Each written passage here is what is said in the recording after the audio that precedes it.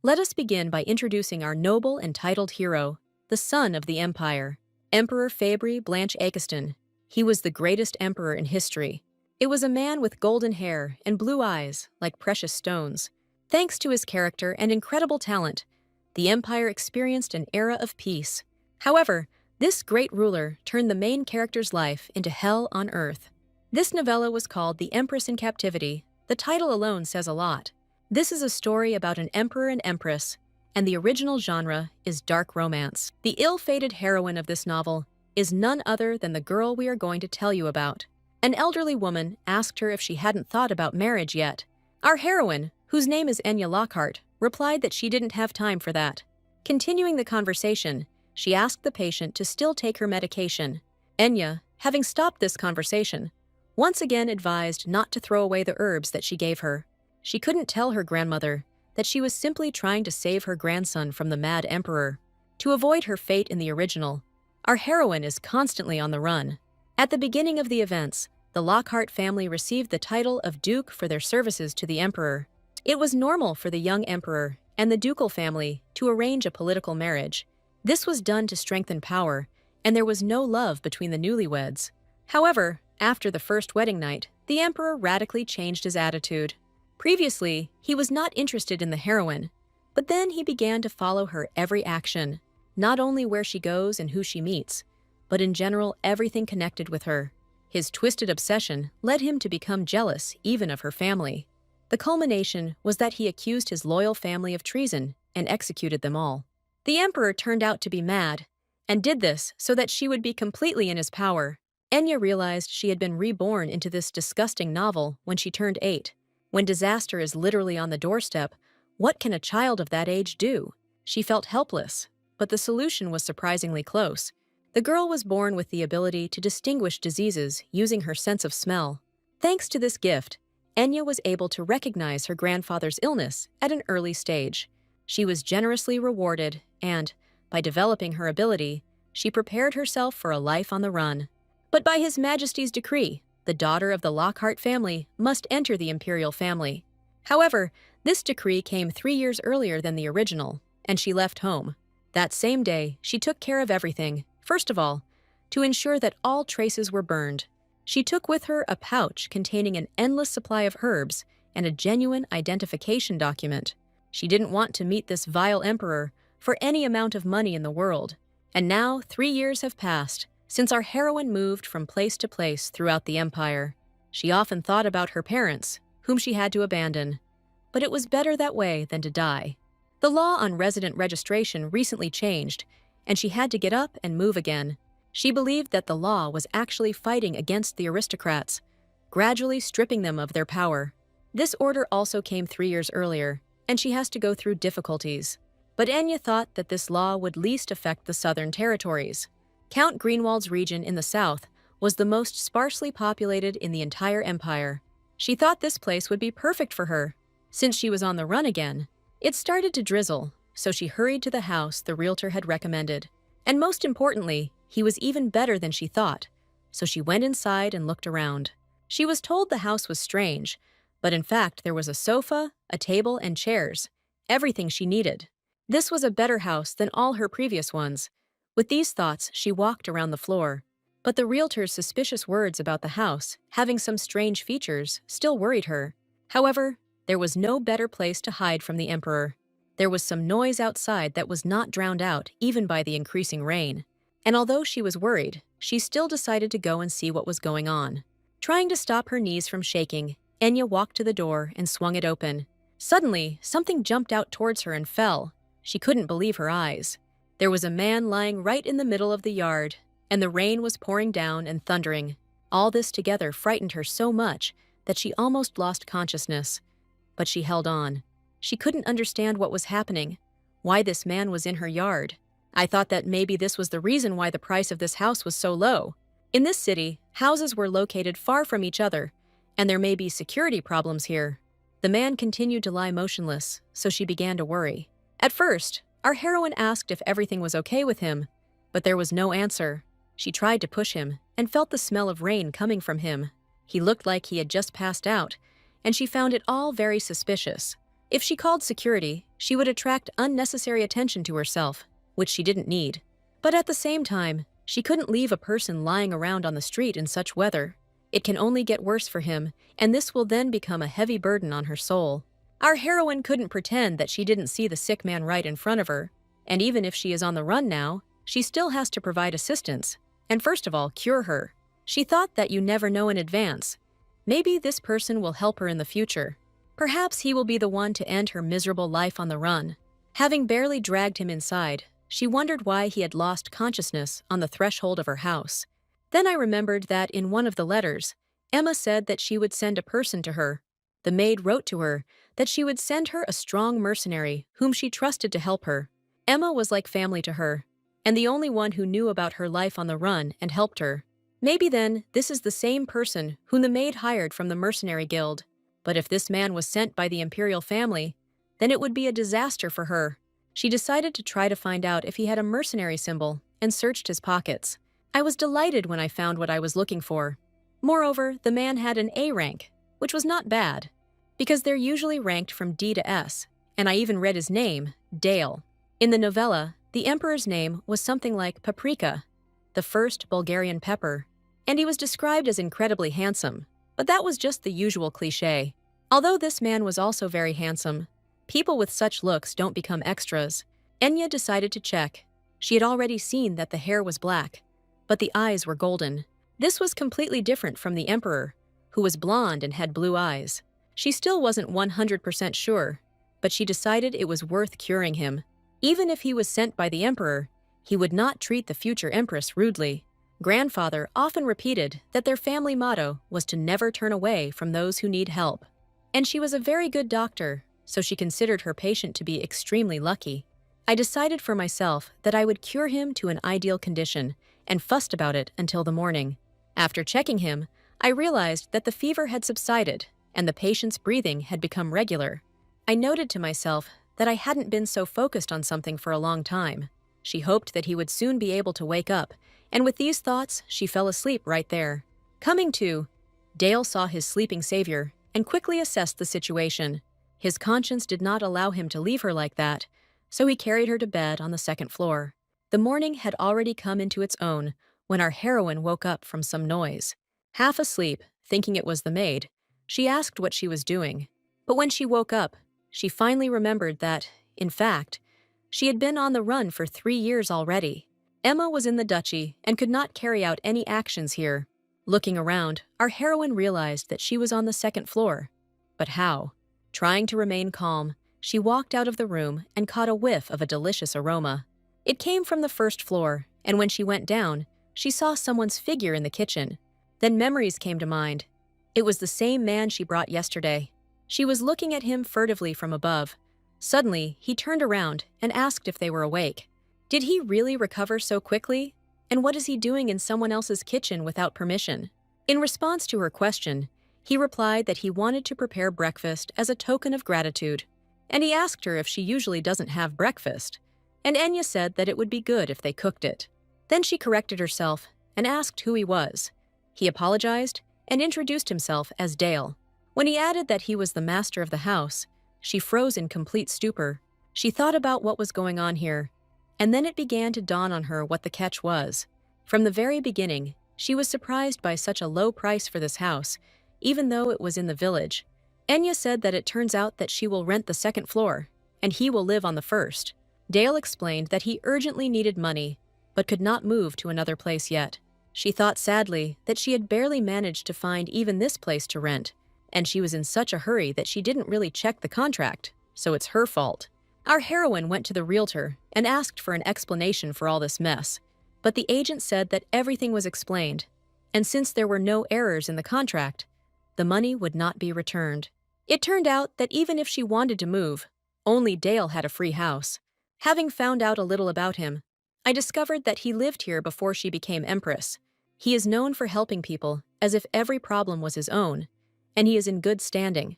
This eased her suspicions a little, but living with a stranger was somehow not very pleasant. In the end, she couldn't find a solution and had to return to Dale's house. Still tormented by doubts, she looked at Dale, who suddenly became embarrassed. After hesitating a bit, He said that if he was a burden to her, he could live outside. That wasn't an option, so Enya asked where he would go in such cold weather. He replied that somewhere. And what could she say when he looked at her with such a look? And how could she kick the owner out of his own house? It was completely shameless. Besides, she knew perfectly well that there were no vacant houses in Greenwald. And then there was a knock. They looked at each other, wondering who it could be at such an hour. She asked if he was waiting for someone.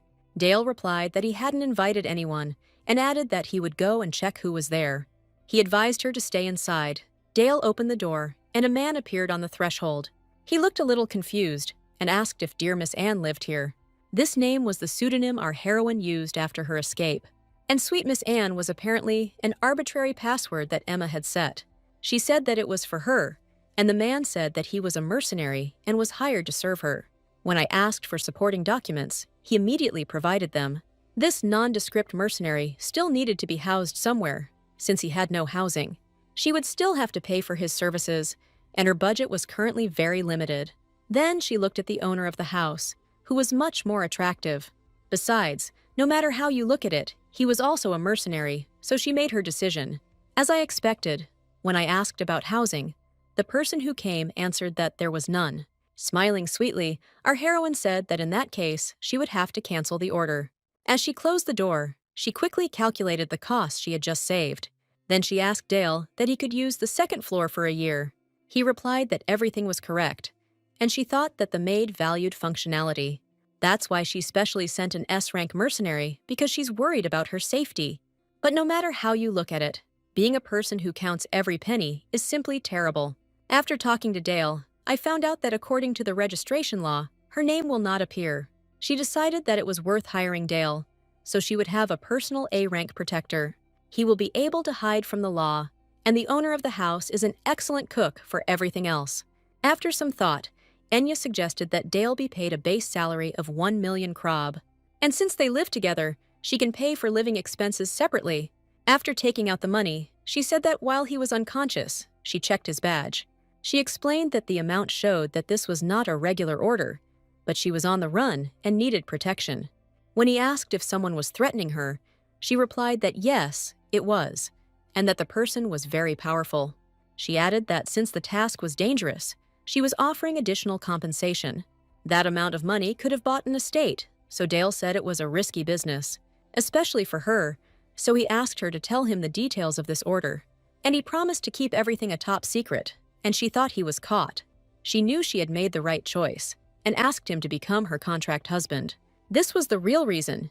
Even the emperor would not dare to touch her if she was married. Dale asked nervously. This was probably his first order with a wedding proposal. He only had 364 days, she replied. But it was still fictitious. Due to the difficulties associated with divorce, the empire launched a system of deferment for marriage. Now couples could marry, but they did not immediately become legal partners. Anticipating his question, she said that the truth was that she had already been proposed to, and so she has been on the run for 3 years. But if they get married, she will be safe. Then she said that she wouldn't say anything else for now, since he hadn't accepted the order. The owner of the house looked at her for a long time, sometimes frowning, sometimes as if thinking about something.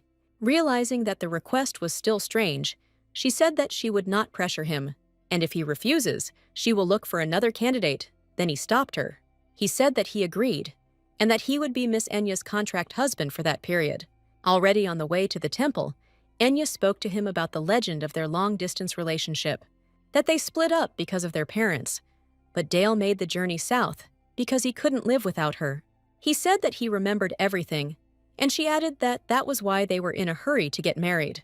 They were on their way to a temple where corrupt priests help eloping couples for a fee. Dale was not surprised when she revealed that she was Lockhart and ran away from the emperor. And although he said that he was not nervous and was taking all the risks upon himself, this was not true. He couldn't help but be nervous, and our heroine understood him, so she tried to calm him down. She asked him not to worry, because just like that, he found courage for her. So she, if something happens, will do everything possible for him. He was surprised. Dale even asked again, was it for him? It was obvious that he was very nervous. When they arrived, she reminded him once again that their first meeting took place at a ball. He added that they met during a ball in the garden of the imperial palace. She thought the garden sounded romantic. She wouldn't have thought it was so sensual. Noticing that he was a romantic, she suggested discussing the details of his past before entering the temple. She said he was from the Pendragon territory in the north and was now a mercenary. She continued that he was an A-ranker from the Black Tail Guild, which was far to the north, and that he had come all the way from the north to Greenwald, the southernmost part of the empire. Nothing could be missed, since they wanted this marriage to be concluded supposedly for love. Dale suggested saying that there was an accident and the dream didn't come true. That's why he dropped everything and came to Greenwald, and it seemed to her that he hadn't made it up. She hoped that everything would work out for him, and Dale suggested that they not delay entering the temple.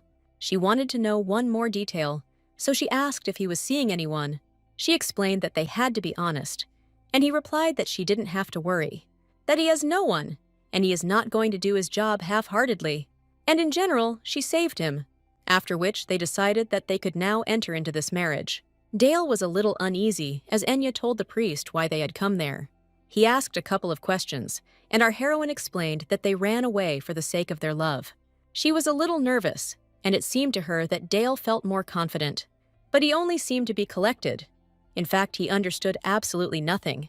She got the impression that he moved like some kind of tin soldier. After slightly encouraging him with her light touch, she nevertheless led him to the altar. The priest solemnly asked if the bride and groom were ready to take their marriage vows. She heard Dale say that they were ready, and that he had been waiting for this moment for so long. His gaze, his words at that moment seemed so honest and sincere to Enya, and it didn't matter to her that there were no guests, no wedding dress, and even that there was no ring. At that moment, she almost believed that this marriage was concluded out of true love. I couldn't help but tell Dale that he looked like a man who married for love, adding that, although this is a fictitious marriage, they should still take care of each other. However, she left her cloak in the temple, so her husband returned for it. She thought she had chosen the right man, but Dale came back for another reason. He entered so silently that he greatly frightened the priest with his actions. Ignoring the reaction, our hero demanded that he be given a marriage certificate. At that moment, he looked completely different, and the priest did not immediately recognize him. Dale made sure that this was the right document, picked up a pen, and began to finish writing. The priest was furious at such insolence, so he asked what he was doing. But when he saw the name, Fabry Blanche Akenston, written in large letters on the document, he shut his mouth. However, having come to his senses, he still resisted, because he couldn't use that name. He insistently added that a commoner has no right to use the name of the emperor. The priest's jaw dropped as the groom handed him proof of his identity. He knew for sure that the ring with the seal of the Akenston family could not be worn by just anyone. In a frightening and arrogant tone, Dale added that all priests knew what it was, and if he doesn't want to die, he will be able to properly register the marriage. So the marriage took place, and it didn't matter that there was a year of delay. He was Enya's husband. The priest, his voice trembling with fear, said that Your Majesty's will be fulfilled. But the groom reminded her that he was Dale, and sternly advised her to forget about what had happened. Then he took Enya's cloak, which he had prudently hidden in a secluded corner. The sight of the frightened priest satisfied him completely, so he left without hesitation. That's how the wedding ended, Dale. Without looking back, confidently walked out of the temple. For him, the concepts of contract and trial period remained just ordinary words. Now that they had been officially married in the temple, he actually became her husband. Returning to her, he carefully adjusted her bow and threw the cape over her shoulders. Yes, but he had never planned to let Duchess Enya Lockhart go from the start. Now all that was required was that she didn't become suspicious during the delay. Local aristocrats noticed him leaving the city temple and were a little surprised. It was, after all, Mr. Dale, whom Lady Adeline had intended to invite. Lady Adeline also saw him leave the chapel where weddings are held. The fact that he was with an incredibly beautiful woman did not escape their attention, and the first thing that came to mind was that this couple came to get married. The next day, when the news had already spread, gifts began to arrive. Our heroine, seeing the number, could not help but notice that Dale is extremely popular. He tried to deny it, but Enya said that he was a good man and was helping the village. Without knowing why, she added that his appearance alone made him stand out from the crowd. However, she herself had something to hide. And in fact, she attracted more attention than she wanted. She thought that if she used this to her advantage, history could change. There is such fertile soil hidden here that even villains would like to get their hands on it. According to the original, there is a huge field of medicinal herbs in Greenwald. It belongs to Duke Hexagon, but she hadn't seen anything like it while driving along the road. Enya asked if the Duke's men had come to Greenwald, and he replied that he had not heard about it. Then she thought that since the Duke had not yet begun to develop the land, it meant she had a chance, and she turned to Dale with a request to find a plot of abandoned land for her, to which he asked in surprise if she really wanted to go into farming. Having answered in the affirmative, she described in detail where the site should be located. He said that he would take care of it, and as soon as he finished the work, he would immediately return home. Our heroine really liked this man. She was happy that she met him. Dale went to work in the village every day, so she decided to help him at home. However, as soon as she started cleaning the first floor, there was a loud knock on the door. Having answered that he was already on his way, I thought about who it could be. Perhaps from the village again. Two disgruntled individuals appeared on the threshold and asked why she hadn't opened the door. When she asked what they wanted from her, they asked if she had really married Dale. They simply pounced on her with questions, whether she blackmailed him or bribed him. How could Dale marry her when there is Lady Adeline, who has everything? She started asking what her marriage had to do with them when a lady came up and interrupted her. She said that if they continued to behave like this, they would put Lady Enya in an awkward position. Feigning innocence, she asked if the rumors that they were married were true.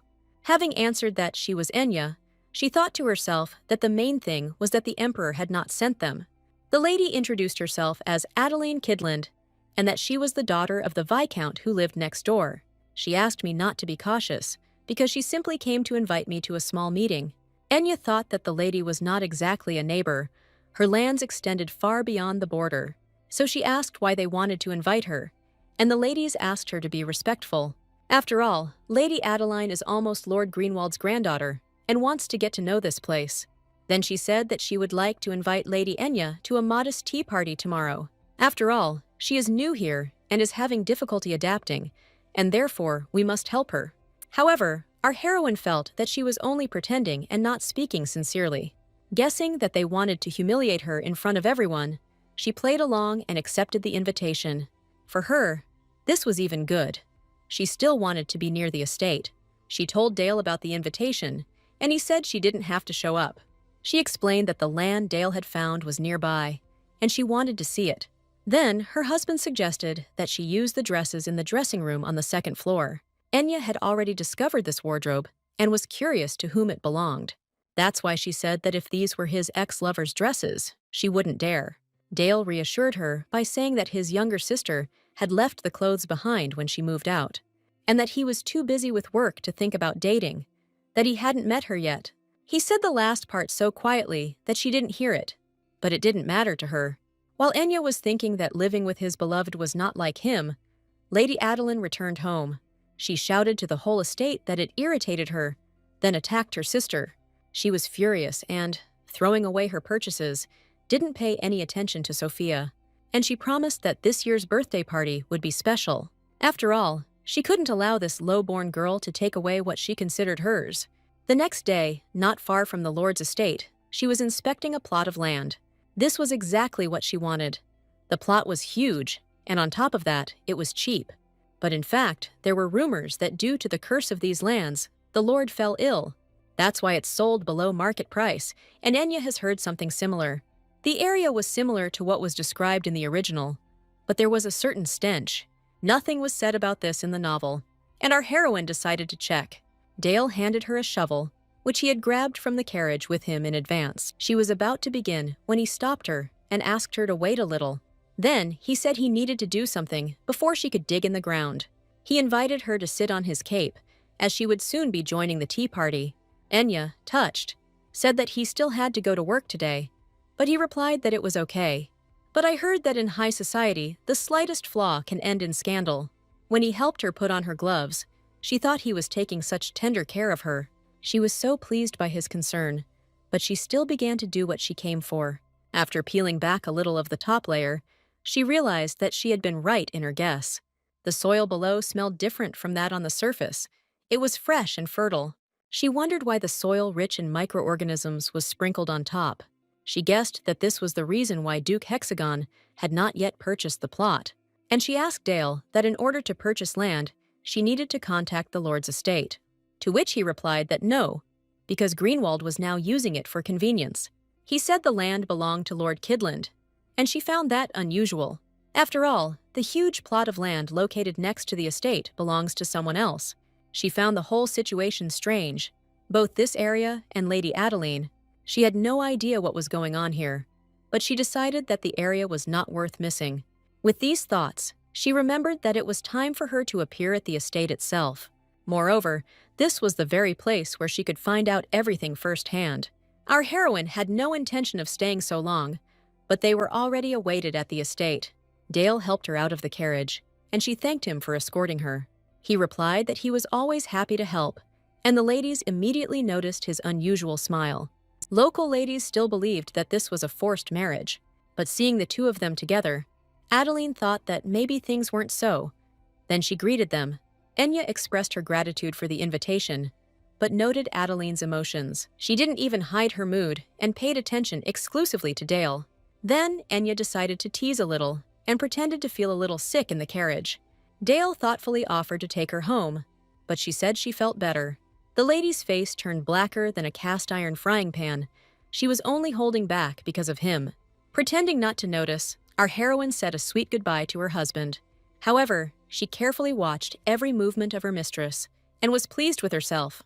Meanwhile, Adeline said somewhat coldly that it was time to go inside. Her friends followed her in unison, afraid to lose sight of her for even a second. But our heroine was in no hurry, so she couldn't immediately figure out what had happened. Sophia fell down in surprise, and Adeline asked why she was outside the door like that. Ignoring her whiny sister, the lady announced that everything was ready for tea. But Enya could not pass by the unfortunate girl and sympathetically asked how she was. Along the way, he noticed that although her clothes were worn, she did not look like a maid. And in general, she heard that the Greenwald estate was so poor that they had no servants. At that moment, Adeline started screaming and, without holding back, she attacked her sister. Then she pulled herself together and calmly said that she asked not to walk around alone. She added that Sophia should return to her room, and she happily agreed. Hearing that she could stay at her place, she calmed down and rose to her feet. Adeline was clearly being disingenuous when she examined Sophia's slightly scratched palm. Enya wondered if Sophia was really her younger sister. They didn't look alike. According to rumors, Adeline is almost the Lord's granddaughter. But could Sophia be Greenwald's granddaughter? I thought that if this is so, then it is wrong. My own granddaughter cannot attend the tea party, but an ordinary relative behaves as if she were the rightful mistress of the house. Our heroine caught herself thinking that she had absolutely no idea what was going on here. One of the guests said that she had not seen her here before and asked what family she was from.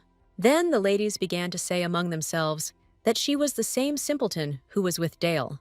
Another one sang along with her that marriage should be approached seriously and not so frivolously. Also, if Dale had married Adeline, he would have been able to leave his job as a mercenary, and if he had a decent wife, she would have let him go to someone more suitable. Looking at the hostess, Enya thought that she had expected a little more from the ladies. Do they really think they can belittle her with these veiled ridicule?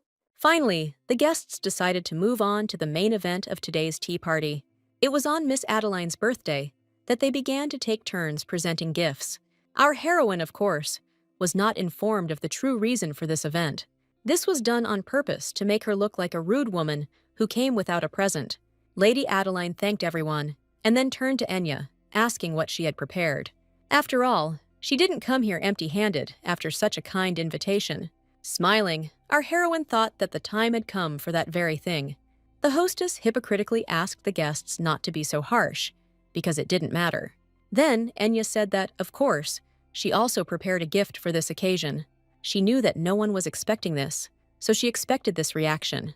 Adeline asked in surprise when Enya had managed to prepare the gift and thanked her. She chuckled, thinking that she had prepared herself the day they had barged into her house. Just yesterday, she didn't know anything about the birthday, so she was surprised by Dale's question. He asked whether she had already decided what she would give Lady Kidland or not. Surprised, she replied that she knew nothing about it and asked how he knew. After thinking, Dale said that he did not remember her face, but she was Lord Kidland's daughter, and she invited him to her birthday party, and now he thinks that maybe he was wrong. When he decided that since she was being invited to the Lord's estate, it was precisely about her birthday. Enya quickly realized that this fact had been deliberately hidden from her in order to disgrace her. Then Dale offered her a way out, because he just happened to have something to give her, and he offered her to take one thing. She was stunned when she saw what he was offering. I asked where he got such a value. He evasively answered that we paid for one order. Thanks to his help, she managed to avoid appearing rude immediately after arriving in Greenwald. After saying she couldn't wait to see it, Adeline immediately pointed out that it was small. Then she added sarcastically that, as everyone could see, large necklaces suited her better. She said that it was difficult for her to put a price on it, but she would accept it because it was priceless. Enya expected exactly this reaction, but another guest had a different opinion. Miss said, quite rightly, as Lady Adeline said, "This gift is priceless." Our heroine wondered if this guest was the daughter of the head of a large trading guild, and she chirped that she didn't think she would see the angel horn in such a place, and asked to give it to her. Then she rushed towards Enya, and approaching, said that she was interested in this necklace. She apologized for being so sudden, and asked Miss to give her some time alone. After all, if this is the angel horn, then wasn't this masterpiece the one that created the excitement for pendants in the capital? And now, having looked at it more closely, she can say with confidence that it is genuine. She added that he was too valuable to Adeline, and she could not give him up. Enya noted to herself that the birthday girl was unable to recognize the masterpiece, but only made fun of the size. Realizing she had made a mistake, Lady Kidland said that she really could not accept him. She also said that she remembered something important to do, and quickly retreated from the room. Enya thought that this girl managed to embarrass Adeline and drive her away at the same time. 2 days later, this amazing miss appeared at our newlyweds' house. Without hesitation, she asked that he was apparently Dale, whom Lady Adeline was simply obsessed with. After apologizing for the intrusion, she got down to business and asked if they wanted to sell her the angel horn. She rattled off that such masterpieces are rare, and those who own them are extraordinary people. Then she asked, "Enya doesn't plan to sell this necklace to Lady Kidland." Enya replied that no, but a person who realizes his value can become a friend. It was important for our heroine to have more people she could trust, and in honor of the new friendship, she offered to lower the price, and in return asked to share something. The question was about Greenwald's secrets, but the guest was not a local and knew little. Then Enya clarified that she was interested in the Lord himself, because he was ill and could not move.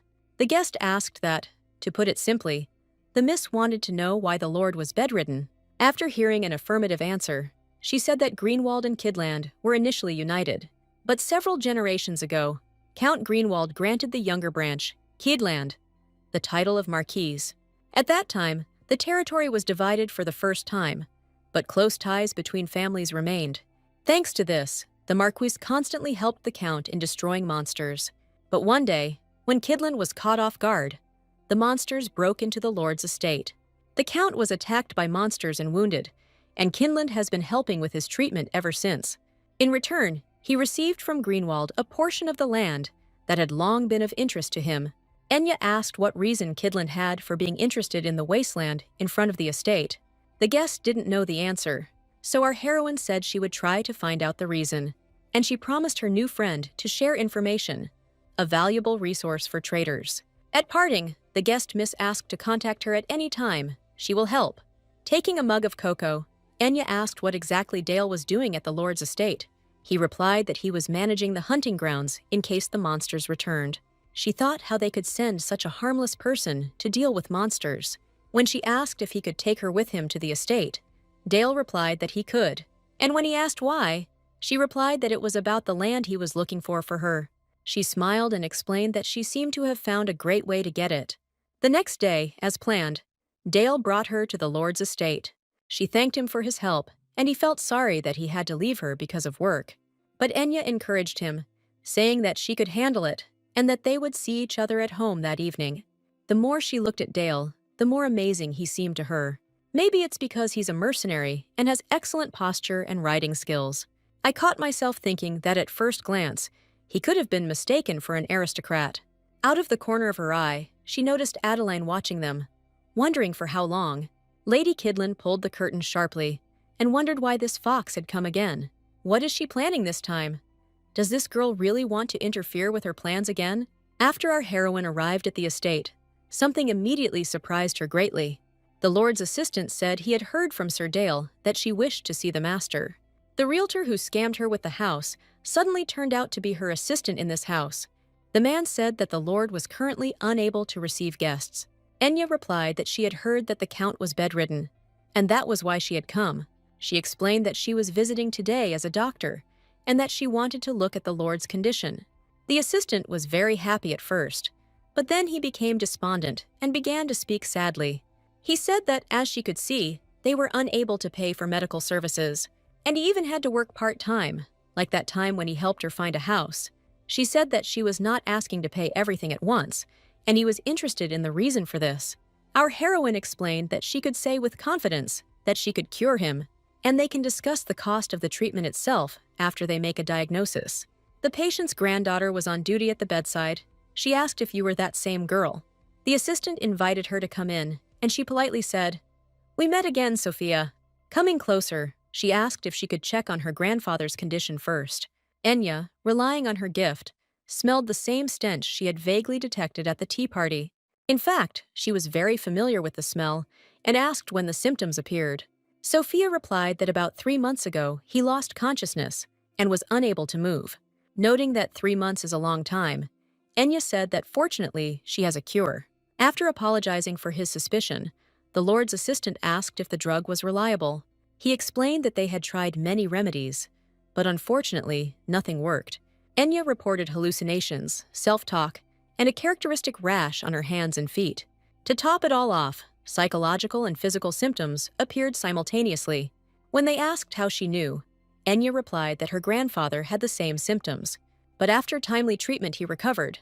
Sophia asked what her grandfather was ill with. Our heroine did not hide the truth and said that it was not a disease, but poison. Therefore, she can say with certainty that the Lord was poisoned. They asked in unison. Sophia started to wail that this couldn't be. Who dared to do this to her grandfather? And rushing to Enya, she asked her to save him, because he was the only one left to her. Our heroine sternly asked if the miss would follow her instructions. She was ready to do anything. She said that it was good then, and asked him to help her by holding his arms and legs. With a quick movement, she began to pour in the liquid, and the Lord began to groan furiously. Sophia tearfully said that it hurt, but the doctor replied that everything was fine. That's how it should be. Then the assistant asked what kind of medicine it was, and whether it was anything strange. Our heroine announced that it was nothing special. It was premium holy water from the church. Sophia and the assistant asked in surprise if Miss Enya really had one like that. In their eyes, she could see where she had gotten such a priceless thing. I thought to myself that, just in case, I stole a couple from the house when I ran away. Having learned what they were giving, both the granddaughter and the servant began to persuade the milord to drink every last drop. Once he calmed down, Enya said she would continue regular treatment until he recovered. Sophia was immensely grateful, so she said she didn't even know how to repay. The assistant thought he had heard that holy water was used for incurable diseases. Was the Lord's condition really that bad?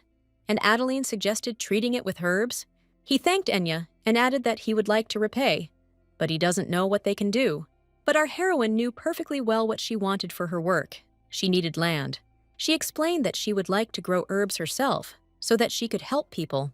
The servant replied that there was little useful land in Greenwald, and that what they could offer was uncultivated. The answer was that she needed a large plot of land, and she would take care of the rest herself. And then she was offered the garden behind the estate, along with a small vegetable garden nearby. It is true that the wasteland in front of the castle is much larger, but it belongs to the Kidlands. She wanted to get the nearby one. Instead of the vacant lot that Dale found, it suited her. Imperial orders are always delivered to the estate first, and that way she will know all the news. The assistant asked me to wait while he prepared a contract for the position of doctor. Our heroine was pleased with her approach to this task, but not Lady Adeline. Miss Kidland was unhappy with everything about Enya, and now she would be in the way. When she returned home, the first thing she did was tell Dale that she had found a job. She explained that she had received a job at the Lord's estate, but her husband looked puzzled. Then Enya explained in detail that she would be monitoring the Lord's health for some time. Dale asked her if she needed the money and if she would put too much pressure on herself. Enya replied that this could be called preparation for receiving the land he had found. She also thinks that someone deliberately poisoned the Lord, and she, as a doctor, cannot ignore this. She added that working on the estate would help her be the first to learn news from the Empire. Dale said that the Emperor might also be interested in her if rumors spread. People will be interested in the doctor, who healed the cursed Lord after 3 months. And the Emperor is interested in talents, regardless of origin, and will definitely notice her. He concluded by saying that she was, after all, a skilled doctor, and made her proud of herself. However, she said that she was touched by his concern for her, but asked him not to worry. Having explained that she had her own ways, he then could not resist asking what she was talking about. She explained that she was able to remain in the shadows for so long, not because she hid her identity. In a conspiratorial tone, she informed him that the Emperor had too much work. She tirelessly reported to the capital about the crimes of people from the old aristocracy. They have been ruling the country for many years, so it will not be easy to dig up everything.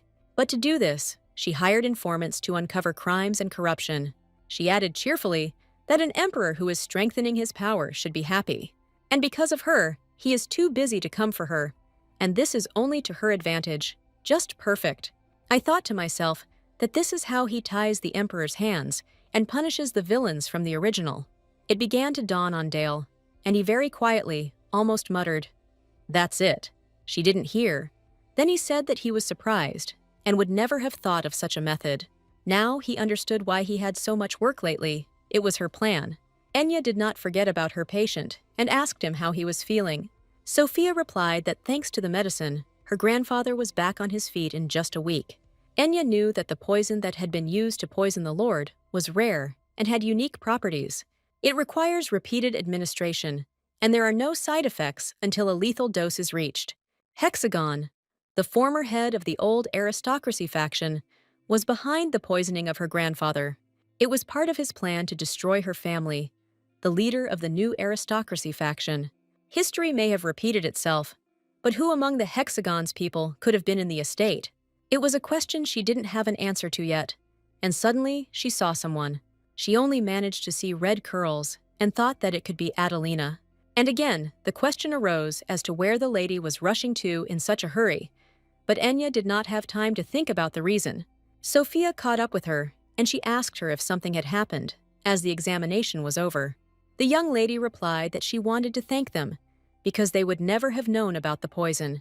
They might have looked in the wrong direction and ended up losing their grandfather. Enya clarified that she had previously been told that the Lord brewed the cozy herb as tea. Sophia explained that the flower was Greenwald's trademark, but then suddenly disappeared. Then Adelaine started bringing it. Enya was surprised, because she uses it for treatment. And I thought that apparently the grass that was brought from Kidland was not a cozy flower. The conclusion was obvious, and she asked Sophia to keep an eye on Adeline. Miss Greenwald replied that it was impossible, because grandfather loved the lady so much. And for her, she is like a real sister. They grew up together, and she cannot suspect her. Then she continued, embarrassed, that she had not meant to disregard the advice at all. And it may sound pathetic, but it's hard to be rational and cold at the same time. Our heroine could have simply ignored it, but she didn't want to abandon this sweet girl. That's why she said that not only Adeline can be a friend, she can be considered one too. After a moment of silence, Sophia became happy and asked her new friend to call her by her first name. They agreed to throw away conventions and call each other without regard to status. The young lady was so happy that she offered to show Enya her favorite place. This place was a library, and our heroine agreed to go there sometime. Her thoughts returned to her concerns. Now she would visit the estate often, and it would be nice to have someone close in the castle. But I was distracted by some noise. It looked more like a quarrel, and judging by the raised tone, a serious quarrel. It was unusual, so I decided to satisfy my curiosity and followed the sound. Adelia screamed that she came here because her father said so, but what a mess this was. Some girl cured the Lord, and now if their family is exposed, it will be the end for them. Our heroine recognized the voice of Lady Kidland. She was holding a communicator in her hands. A voice came from him, asking him to calm down and explain everything again. She repeated that the Count had been cured by some girl, who also stole Dale from her. The voice on the communicator asked if she had seen the documents she had been asked to find. She replied, "Does it really matter now? Because if nothing works out, then it's all over. And if Duke Hexagon finds out, then they will all die." After these words, Enya thought. The voice continued that if she found the documents, then they would have nothing to worry about. She angrily replied how she could find what the dead man had hidden and threw the device. Adeline shouted into the void that she was fed up with everything and that she wouldn't do anything anymore. Then she laughed and added that if the documents were so necessary, he should have come himself.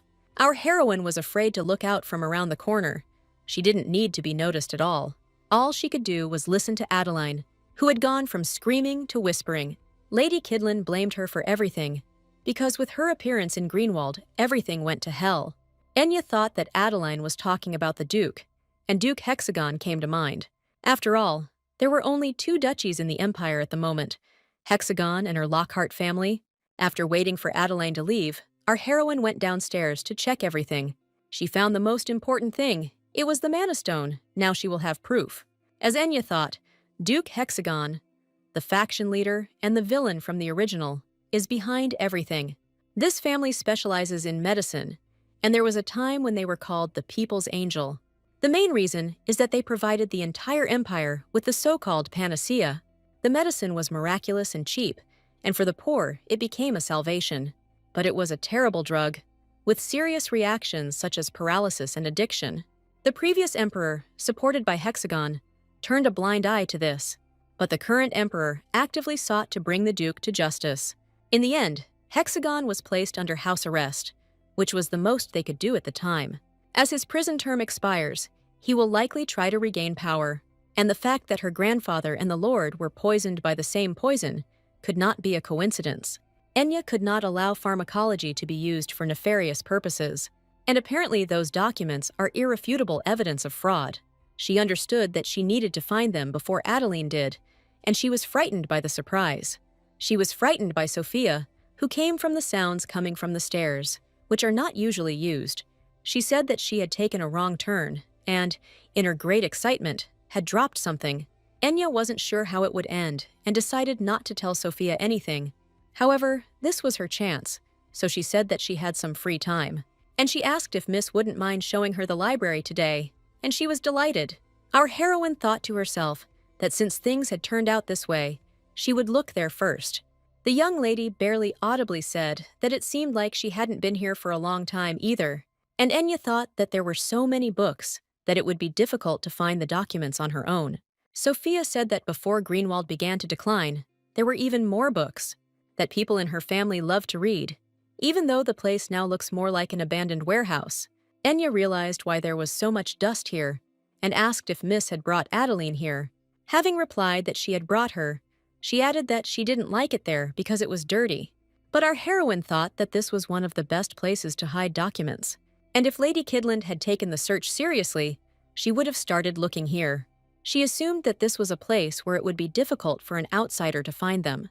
At that moment, she became interested in the fabric that, judging by its outline, covered the painting. Sophia explained that this portrait was unfinished, which is why it was left in the library. From the words of the young lady, Enya learned that this was written by the previous head of the Greenwald family. In appearance, it was a completely ordinary portrait. She didn't find anything special in it. The texture is a bit strange to the touch. But that's all? But that's only at first glance. Something could be felt beneath the layers of canvas. And, calming her trembling, she realized what she had found. Returning home, our heroine wondered how it had happened that it was already so late. And when it got so dark, Dale was probably already worried and needed to hurry. She spent a lot of time trying to avoid Sophia's attention and get the documents. Her thoughts returned to Dale, the last time he had come down the hill to meet her. It was awkward, but very sweet. And now there was silence. Suddenly she heard a quiet rustling. Then it became quiet again, and she thought that it could have been some kind of animal. Since the house stood apart from the village, it became creepy when it got dark. Our heroine quickened her pace. She didn't want to meet any wild animals, and yet she felt that something was happening behind her. Then there was a flash. Her heart sank, and Enya, beside herself, turned around and asked in fear who was there. The moon was shining brightly that evening, so in its light she could see Dale clearly. But what is he doing here? She thought. But the next second she ran towards him. He fell on his back. She was terribly scared for him. What had happened again? He was wounded. After quickly feeling him, Enya realized that there were no physical wounds on him, but he was burning. Even more frightened, she asked him not to leave her, and then noticed the scroll. You didn't need any special knowledge to not guess that it was for teleportation. But what's interesting is that it turns out Dale used it, so what the hell is going on? Our heroine decided to put this question off until later.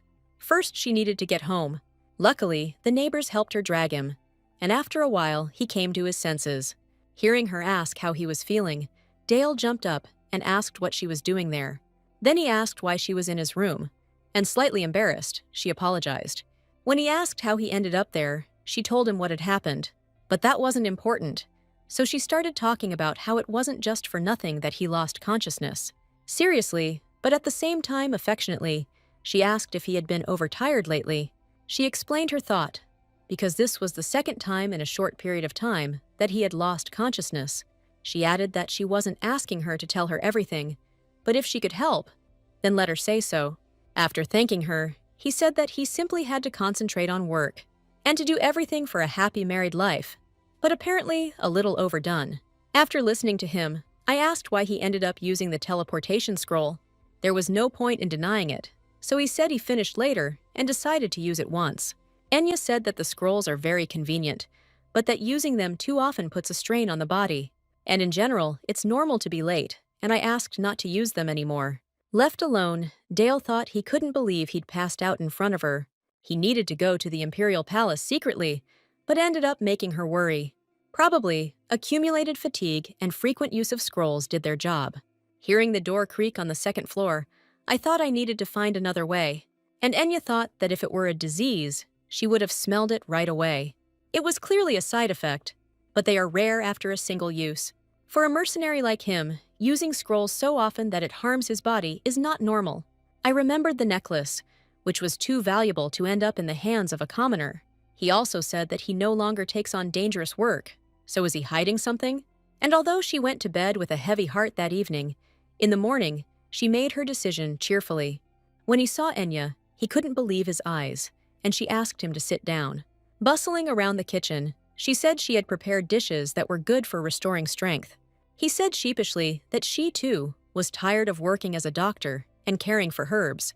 She replied that he used to cook for her, and now she would take care of him, too. As she studied the documents, he said he had never seen these before. This was the very first contract signed between the Greenwald and Kidland ancestors. And after studying it, she can say that Duke Gegsagen and Kidland are in cahoots. She explained that she was curious as to why Lady Adeline had stopped in Baron Greenwald.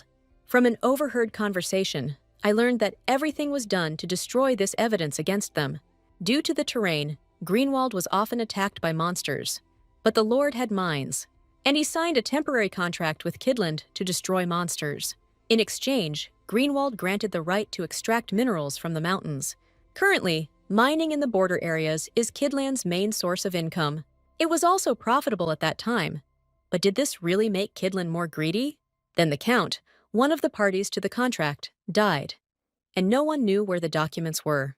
And instead of helping his neighbors, Kidland came up with a plan to swallow up the land entirely. Dale, after examining the two maps, noted that the land boundaries of the territories differed greatly, and if such a large land deal had actually been concluded, it would not have been forgotten.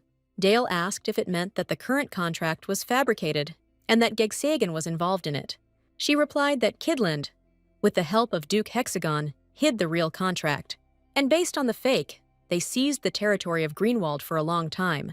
Now they had in their hands the real contract and the map, proving Kidland's guilt. And in the communicator recording, there is Adeline's voice, where she clearly says, Duke Hexagon. It's all written on the Mana Stone, but Lady Kidland apparently doesn't even know about it. If everything is reported to the Imperial Palace, Greenwald's position will improve. Enya had other evidence, but she wanted to show it to the Lord and his granddaughter. When Dale asked if the Emperor would decide this issue fairly, she answered that, of course. And in general, he did an excellent job with all the tasks that she sent him before. And if it weren't for the marriage issue, They could well have become good colleagues.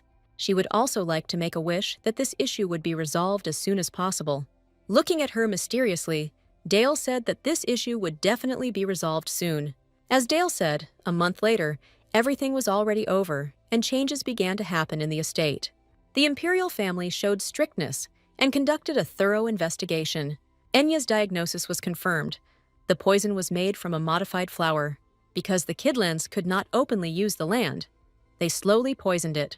Outwardly, they maintained the appearance of family ties, but in reality, they were only waiting for the death of the Lord.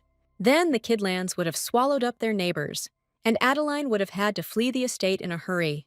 The return of land and payment of compensation were made immediately. This was logical, and in the end, Greenwald was able to quickly recover, and the people in it began to live happily. Our heroine came to the estate to visit my lord and see Sophia. The lord's assistant thanked our heroine once again and offered to take her to the count. Young Lady Greenwald was over the moon to see her new friend. In the manner typical of youth, she could not hide her joyful emotions.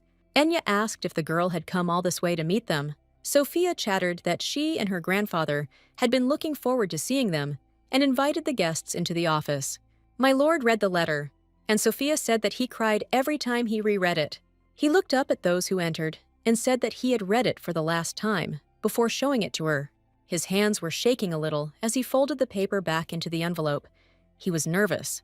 Sophia asked if this letter was in the documents, and my lord answered in the affirmative.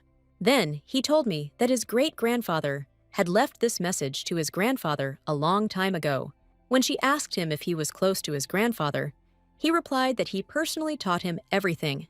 With sadness in his eyes, he said that his grandfather missed his father very much until his last breath. And now he is glad that the letter survived, and he was able to read it instead of him. His grandfather once told him that when he was young, the South often suffered from torrential rains. Perhaps fearing that something bad might happen to him, he left this letter. Kidland knew he had left a letter full of concern and advice for his young son. My lord said that he sometimes noticed something suspicious, but turned a blind eye to it, because they were useful relatives and there was no hard evidence. And just thinking about what they could have done to his granddaughter makes his heart hurt. Then he thanked Enya, because she revealed the truth before anything could happen. Sighing, he went on to say that he had been thinking for a very long time about how he could repay her. Our heroine replied that it was not worth it, because all the main work had been done by the palace. One of the participants in the conspiracy had come to the lord's estate in the past with a proposal. He wanted to buy part of the Greenwald lands, but the lord was not going to sell anything. The next way they came up with was to use Kidland as a relative, to seize both the lands and the mines, and most importantly, to bury all the secrets forever. That was the deal. The man helped Kidland capture Greenwald, and in return received part of the land. Since Hexagon was involved, the imperial family acted decisively. Sophia said that since the report was submitted by the Greenwalds, no one knows about Enya's involvement. But our heroine understood that it would be strange if people found out about her involvement. It would be better for her to stay out of the spotlight altogether. It's enough that they know the truth. However, my lord asked Miss Enya not to refuse the reward, and Sophia supported him. She was about to answer, but Dale said first that he had something to say about it. Having spread out the map, he continued that Greenwald had been given back the lands that had been captured, and pointing to the wasteland, he added that he believed that she had also already returned from Kidland. He offered to give Enya the wasteland and the restored forest, believing that this would be enough.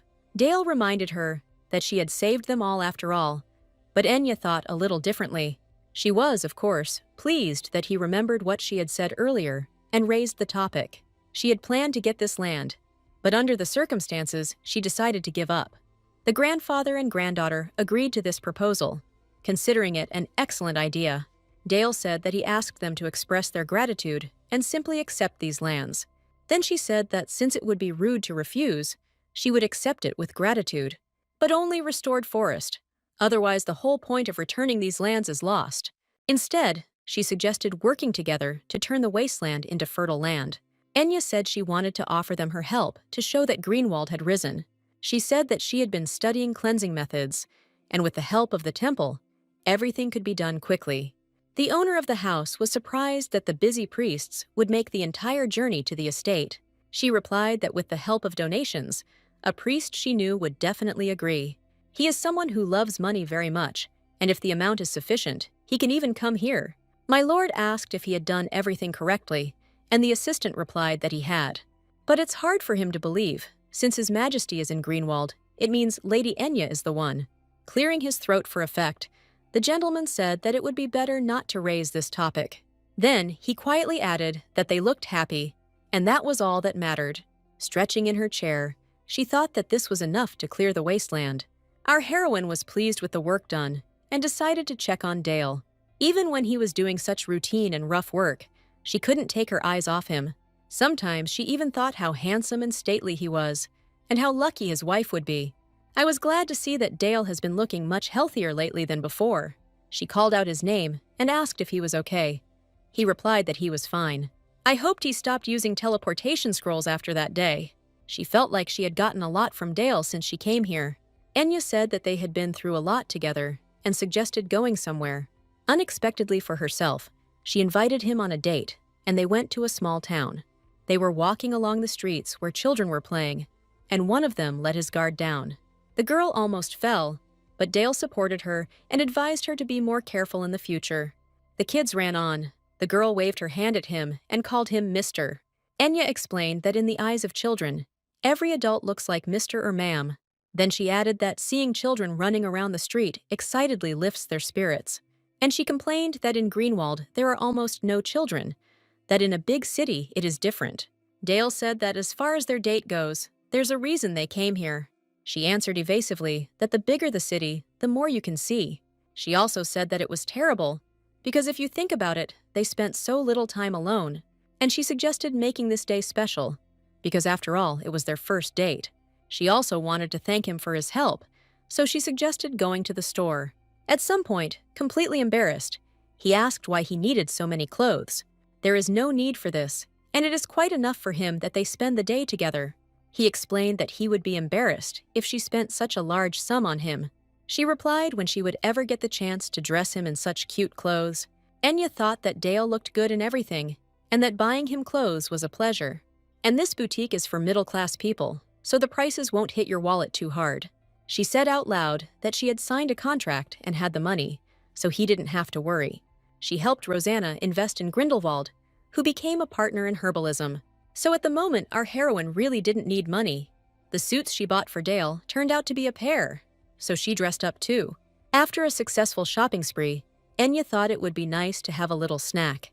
So she said that she had heard that there were decent tea houses in this city and suggested that we go in. Smiling, Dale replied that he would agree to anything she suggested, as long as they were together.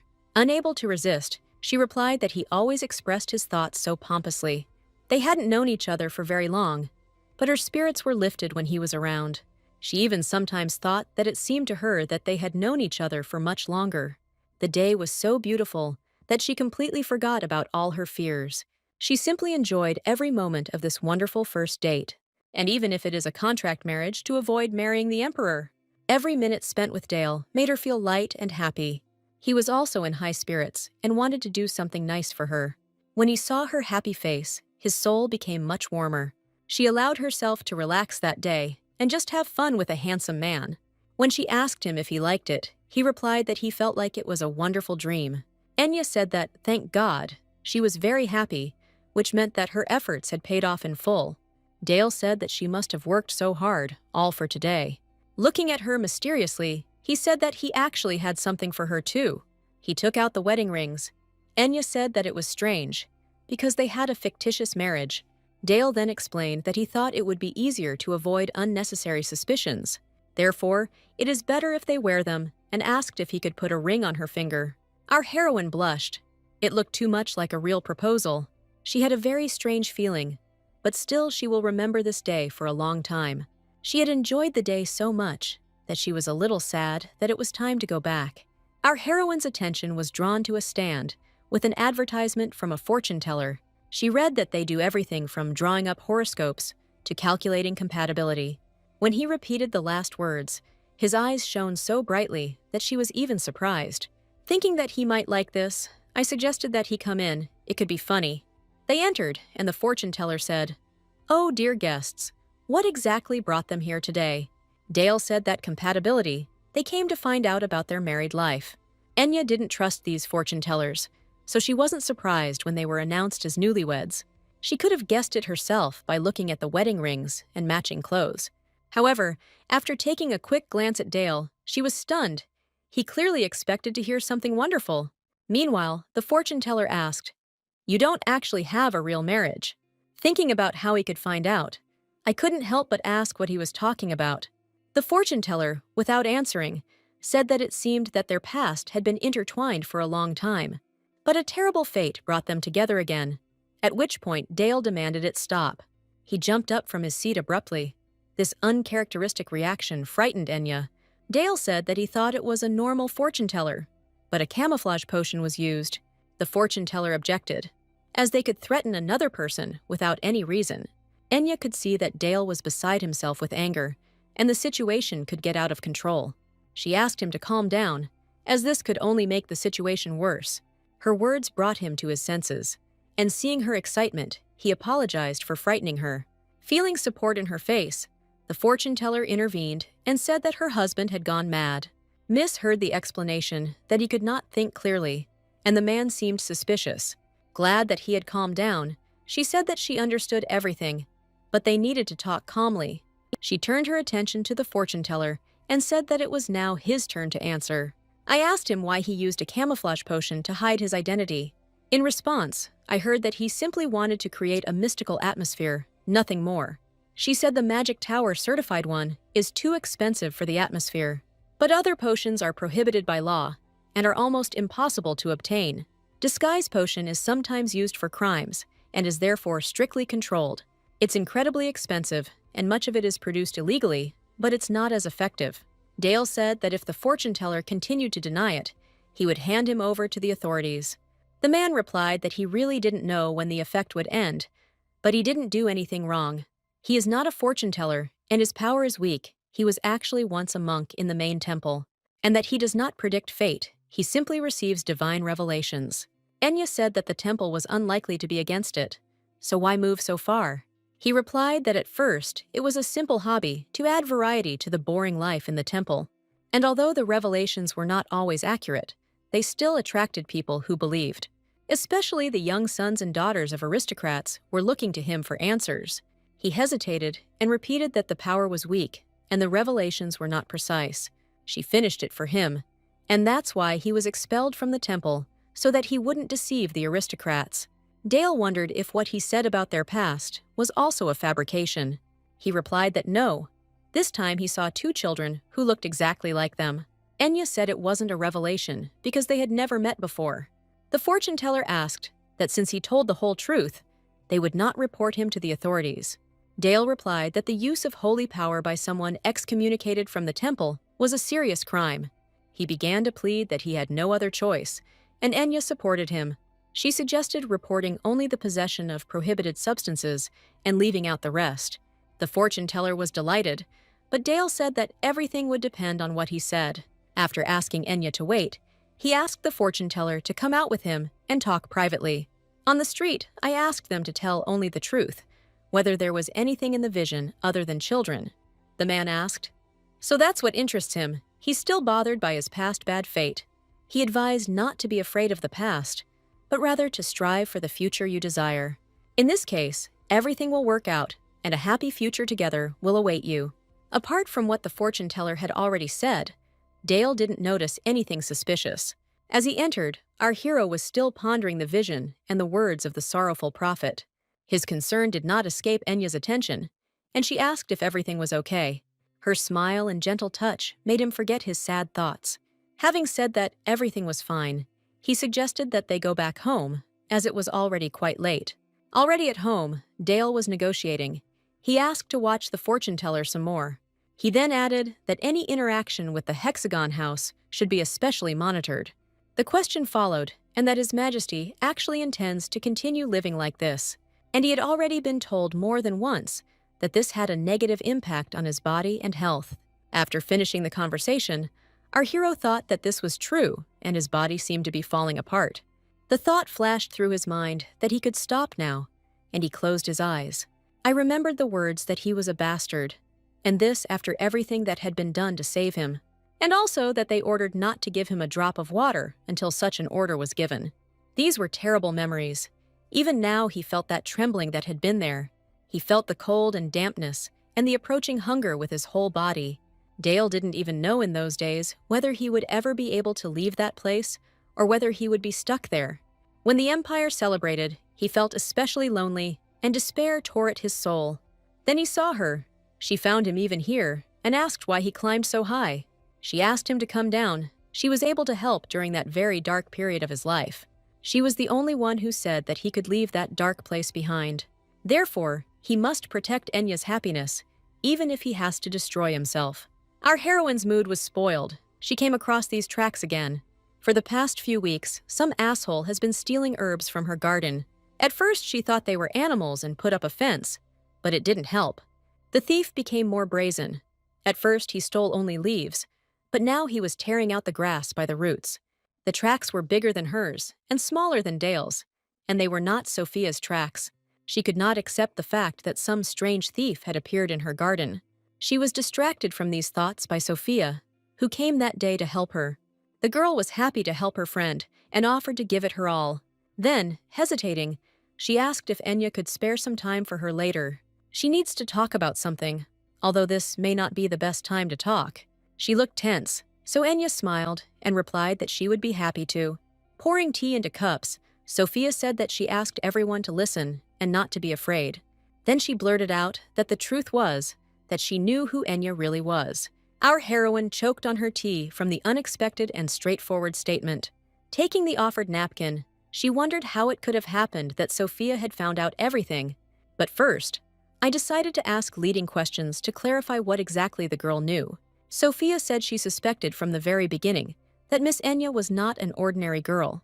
She continued that, despite being a commoner, she was never afraid of Lady Adeline.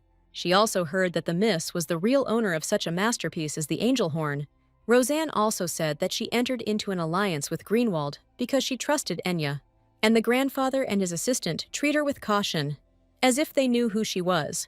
She continued that she spends time with her, as with a friend, and therefore could not help but notice. It's all about the grace that she sees in every movement, like an invisible thread. This is noticeable in everything, the grace with which he drinks tea and the calm with which he walks. It was this elegance that made me think that this was a perfect example from an etiquette book. After a short pause, Sophia continued to say that it was then that she realized. I realized that Miss Enya was hiding her true identity because she was an aristocrat, and he dares to suggest that she did it to escape because of her love for Dale. She said that she was a big fan of romance, and immediately understood that this was a love story.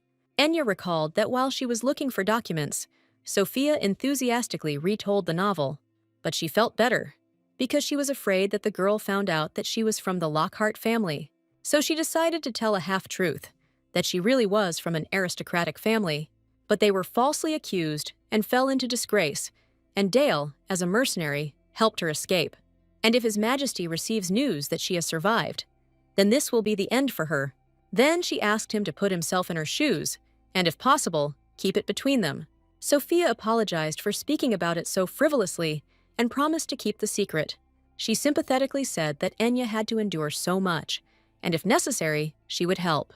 Our heroine thanked him, although she felt bad that she had to lie to her friend. The girl continued that there was another reason why she noticed. The fact is that Greenwald's position improved and invitations began to arrive. She has little understanding of etiquette, but she saw in it the elegance she had dreamed of. Sophia ended her speech by asking Miss Enya to teach her some manners. Our heroine happily agreed, because the girl promised to keep her secret. So Enya began to teach lessons that her young student found very difficult. Falling onto the bed, Sophia muttered that she couldn't take it anymore and might die. She said that she would never have thought in her life that learning etiquette could be so difficult. Having said that they would continue tomorrow, she suggested that the girl have a good rest. Already in the corridor, she thought that Sophia had found out her secret, that she didn't even suspect that she looked like an aristocrat, and that she needed to be more careful. Dale said he would come get her, but she felt like she still had a little time. Our heroine thought that since this had already happened, she would have time to go and check the garden. However, the sun was setting faster than she expected, and it was already noticeably dark. I thought that maybe I should have waited for Dale when I heard some rustling. And although she was a little afraid, she still went into the garden and saw a stranger there. There really was a man in the field, and he was clearly picking her herbs. Could it really be a thief? She didn't know what to do. The first thing that came to mind was to call for help. But then another thought came to mind. She might scare him away, and then she would never find him. Realizing that she didn't have many options, she decided to act decisively. She screamed at him. How dare he stretch out his dirty paws to her precious herbs? Having hit it with a shovel, she thought that these were her seeds. She had gotten them with such difficulty. She continued out loud. So this means that he has been causing trouble on her territory all this time. Without turning around, he grunted that it was impossible to hit a person with a shovel for no apparent reason. And then he asked if her teacher hadn't told her to be careful with suspicious people. A second later, our heroine began to choke on the smoke and instinctively covered herself with her hand. All this commotion attracted the attention of our hero, and he rushed in that direction. The stranger began to come to his senses and, not understanding anything, began to look around. His eyes were still watering, but he was still able to make out the strangers, a man and a woman. Realizing that he was tied up, he started screaming, asking how they dared to kidnap him. Were they crazy or something? Enya retorted that it was the thief who passed out who said it, so they dragged him here. Continuing to be indignant, the thief said that this was all because he was hit on the head, and they tied him up thanks to their coordinated actions, even though the thief used smoke. Our heroine quickly overcame the unpleasant sensations and grabbed the cloak. She was able to smell his illness, so the smoke was no obstacle to her grabbing him. At that moment, Dale arrived in time, rushing to help his wife. Having learned that she was not injured, I heard her explain that she saw a thief in the field. Meanwhile, the thief started lamenting that he hadn't eaten anything for so many days, and he even got hit on the head. The stranger asked how she was able to find him in the smokescreen, but she did not answer. Our hero interrogated him about why a person with an artifact would steal herbs from someone else's garden. Enya knew that the artifact was not something that everyone could afford, but she didn't know why he was targeting her field, so she decided to get information from him. Pointing to dinner, she told him that if he told the truth, she would share it with him. He wasn't going to give in, so she revealed that she had used herbs in her preparation. The very same herbs that he picked and ate are now cooked and have not lost their properties. The thief couldn't resist, and when he was full, he thanked her and noted that everything was delicious. Miss returned to the question of where the man got the artifact, because it is not a simple thing. He replied that he made it himself because he was an ivory tower alchemist. She asked in surprise why the man from the tower would steal herbs from someone else's field. The answer was that in fact, he had been expelled from there long ago and had lived on the street for a long time. The ivory tower was created by aristocrats, and everything revolves around their interests. If he had focused on making weapons or cosmetics, he might not have been kicked out. But instead, he wanted to create things that would help many people in life. For example, increasing the yield of wheat or barley for tenant farmers, or a device that will make life easier in summer and winter for those living in slums. When he left the tower, he was full of hope, but outside it, he was nobody. He doesn't know how to do anything except research, so he couldn't even get a job. One day, he heard about the herb garden and how it improved the Lord's health. In the end, he said that he shouldn't have done that, and he was very sorry that it happened. He was desperate and hadn't eaten anything for a long time, so his head was simply all over the place. His story touched our heroine, but she couldn't just take his word for it. Then she asked his name, and then said that she could introduce him to Lord Greenwald. She decided to leave the decision to the Lord. An experienced alchemist could come in handy. She told Edward that the Lord would be able to determine the value of his work. He knows how to appreciate, adding that he himself would have to prove his worth. He was glad of the chance. Our heroine continued that, although he was a thief who stole herbs from the garden, but she still wants to give him this chance because she truly believes in his dreams. So, the new hero of our story received the opportunity to become a useful person, and Dale thought that Enya had never learned to ignore those who needed help. Our heroine thanked Sophia for her help with Edward, who was already working at the estate. The girl replied that the alchemist was a rare and valuable acquisition, and her grandfather was delighted. Then she said that she felt like she was constantly relying on her friend's opinion in everything. Take, for example, this gift that she will present to the Countess today. Enya replied that it was Sophia who found out that the Countess liked her and told her. She only recommended tea, which is good for weather-sensitive people. Driving away from the castle, Sophia once again remembered Enya's words, that this was her gratitude. At parting, Miss wished her a good time at Countess Clemente's estate. Guests had already gathered around the hostess of the house, telling her about their achievements. The Countess wondered if the wealth and power of the Clementi family were really so desirable. She lost her children and husband, and in order not to be alone, she organizes these receptions. But she was still lonely, even though she had used these people herself, so she deserved it. It seemed to her that it was too late to hope that anyone would sincerely care for her. Only if this young Lady Greenwald, she never flatters, but at the same time is polite. She liked this girl and asked what the young lady was holding in her hands. Sophia was embarrassed, so the Countess asked the butler to escort the guests to their seats. The guest said that she was always invited, and she could not come empty-handed. The weather was getting colder, and Sophia noticed that the Countess looked tired. So for the cold months, I prepared an herbal tea that restores energy. Milady thought she was good at controlling her face in the presence of others, but this young lady was able to notice and asked if it was from a friend that Sophia was helping in the garden. The girl replied that when Enya heard the Countess's story, she prepared tea. Sophia added that her friend said that this would help warm not only the body, but also the heart.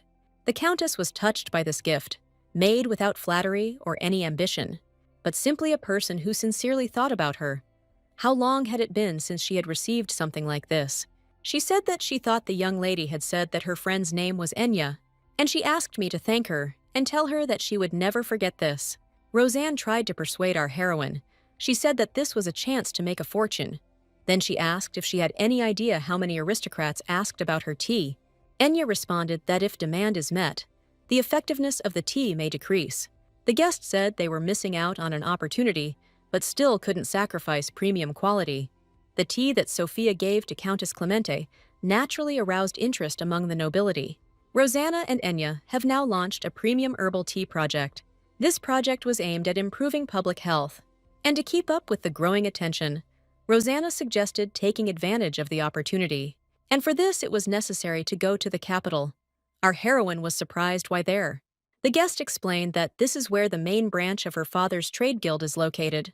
And since the project is aimed at a noble goal, it offers a great opportunity. Enya understood that it would be easier for her to achieve her goal in the capital, but there were also difficulties there. Therefore, she replied that she appreciated the offer, but was not planning to go to the capital yet. A little disappointed, Rosanna asked to be informed if his opinion changed. Having said that, apparently, the meeting was over for today, and the main trade issues had been resolved. And before leaving, she joked that if she stayed late, Dale might not like it. Having decided to work a little more, I thought that a lot had happened recently. Helping the Lord with his treatment and teaching Sophia etiquette, she firmly established herself in Greenwald. The cultivation of the land continues, but with the advent of the alchemist, significant progress has been made. The premium herbal business was designed for the poor who cannot afford to buy herbs. And this in an empire where everyone believes that the emperor is a virtuous ruler.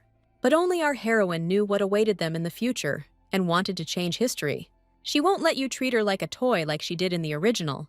He will not allow the emperor to lock the empress in prison for his own selfishness. But being on the run, she couldn't really do much, especially now that Duke Hexagon will soon be released from house arrest. There was a knock at the door, and she thought she wasn't expecting any guests, but she went to check. A pleasant baritone voice from behind the door asked if a man named Dale lived here. Enya thought that in the wilderness, strangers were rare, and this voice was unfamiliar to her. She decided to check and see if she could use the protective artifact that Dale gave her. Opening the door, she saw an incredibly handsome man and froze in surprise. The guest asked that she was apparently his wife, and that he did not expect her to be such a beauty. When she asked if he knew her husband, the man replied that they were inseparable friends. Enya said incredulously that Dale hadn't mentioned that he had a friend coming to visit. She asked again if he really was a friend. Then the guest said that Dale doesn't really talk about business. He added why she shouldn't talk to him, so he could share his memories of Dale. But could she believe his words? Because if you think about it, Dale keeps a lot to himself. Enya thought that his secrecy sometimes made her very interested in him. But she still wanted Dale to share his story with her one day. She saw this man for the first time, and how could she know that he was trustworthy? Looking closely at the guest, she realized that, judging by his clothes and tone, he was an aristocrat. Enya asked about the high-level protective scroll he was holding in his hand. He chuckled and said that since she knew, it made the task much easier. But if she is afraid that he might harm her, she can take the scroll and simply tear it apart, and he will protect her, or he can use the magic toy that is in his pocket. She didn't know how he found out, but in any case, she couldn't let her guard down. The guest continued to say that he wouldn't do anything anyway, so there was no need to worry. He offered to come in and talk, and without knowing how it happened, she let him in. As a hostess, she made tea and asked him what brought him when Dale was not home.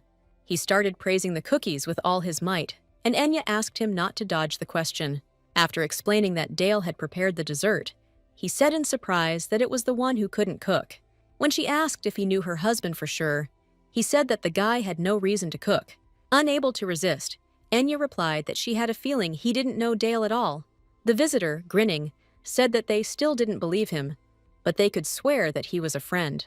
For example, he knows that he is a hunter, and deep down he is cold and indifferent to everything. Enya countered that it was not true. Dale was kind to everyone, and everyone in the village loved him very much. He asked if this was the same Dale, and added that it sounded like he was pretending in front of his wife.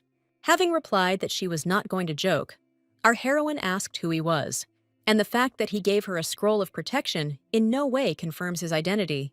If he doesn't tell me who he really is, it won't end with a simple goodbye. He chuckled and asked, "It seems they are disturbing the order, and she wants to know his name. Shouldn't you first introduce yourself, Lady Enya Lockhart, the Duke's daughter?" Hearing her real name from a person she saw for the first time, she became scared. But over the years spent on the run, she learned to react quickly to different situations. She felt from the very beginning that something was wrong, and her intuition did not fail her. When she asked who he was, the guest replied that he was Cassian Schultz and was pleased to meet him. In the original, he was the Emperor's only friend from a prestigious family of magicians. He even secretly tried to help the Empress, but due to the dark romance genre, he died unexpectedly. The Marquise's family never learned the cause of death, and in the novel, this remains a mystery. She couldn't understand how an aristocrat like him could be acquainted with an ordinary mercenary.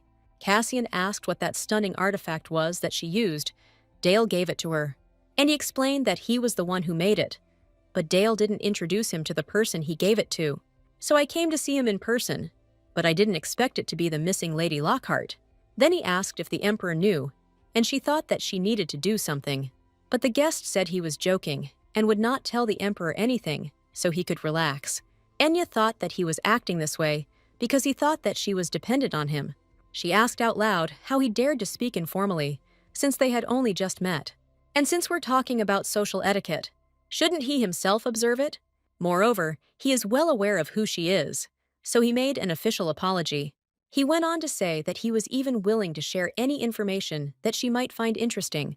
And he said that recently a lady appeared in the capital who introduced herself as the former Lady Lockhart, that she visited poor areas, created problems, and persecuted people. Enya said that it might be her aunt, who had long ago severed all ties with the family. But it was strange to her that the one who was hiding suddenly allowed her daughter to make scenes. Cassian added that the timing was strange, since the Duke and his family were not in the capital at the moment. Our heroine remembered that her aunt, the former Lady Lockhart, had always been the family favorite.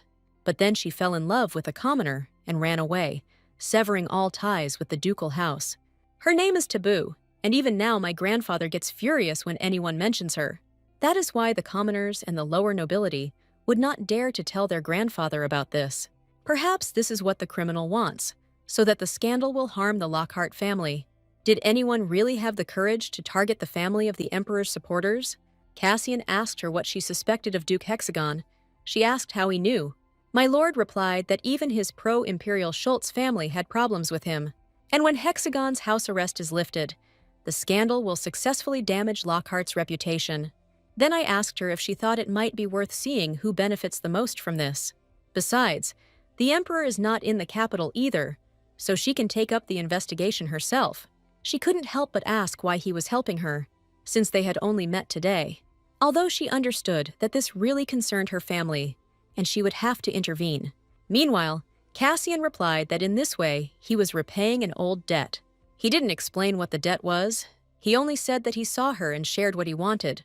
He said that he had to go, and if Dale found out that he had come, he would be very upset.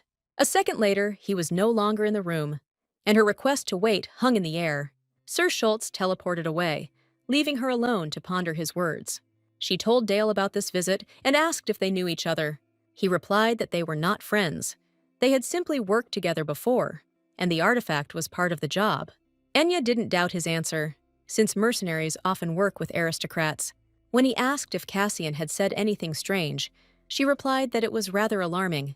Dale asked worriedly what exactly, and she replied that he knew her identity. He told her that someone was pretending to be her cousin, and Dale apologized for not being able to help. He explained that he should have known about it first, since it was about the former Lady Lockhart. After what happened today, Enya tried to remember at least something about her aunt. Of course, she had talked a lot and often with her aunt, but she didn't remember the details. In fact, it wasn't just about her aunt, but part of Enya's memories seemed to have been erased from her memory. Perhaps if she meets her aunt, she will be able to restore her lost memories. Enya said out loud that she wanted to go to the capital to find out the whole truth about what was happening. She thought that since the emperor and her family were not in the city at the moment, there was no better time. Our hero looked at her and asked if he could accompany her in that case. She was delighted, and he explained that they were currently looking for a person for some work in the capital. Enya understood that investigating alone increased the risks, and he was a reliable partner. Then they agreed that they would go together, and within a few days they were in the capital. Dale got busy and got her a camouflage potion to remain incognito. Our heroine was glad that he went with her, and at first everything went smoothly. Suddenly, she saw her brother and was surprised. He should not have been in the capital. Samuel Lockhart looked in her direction and even called her name. She panicked.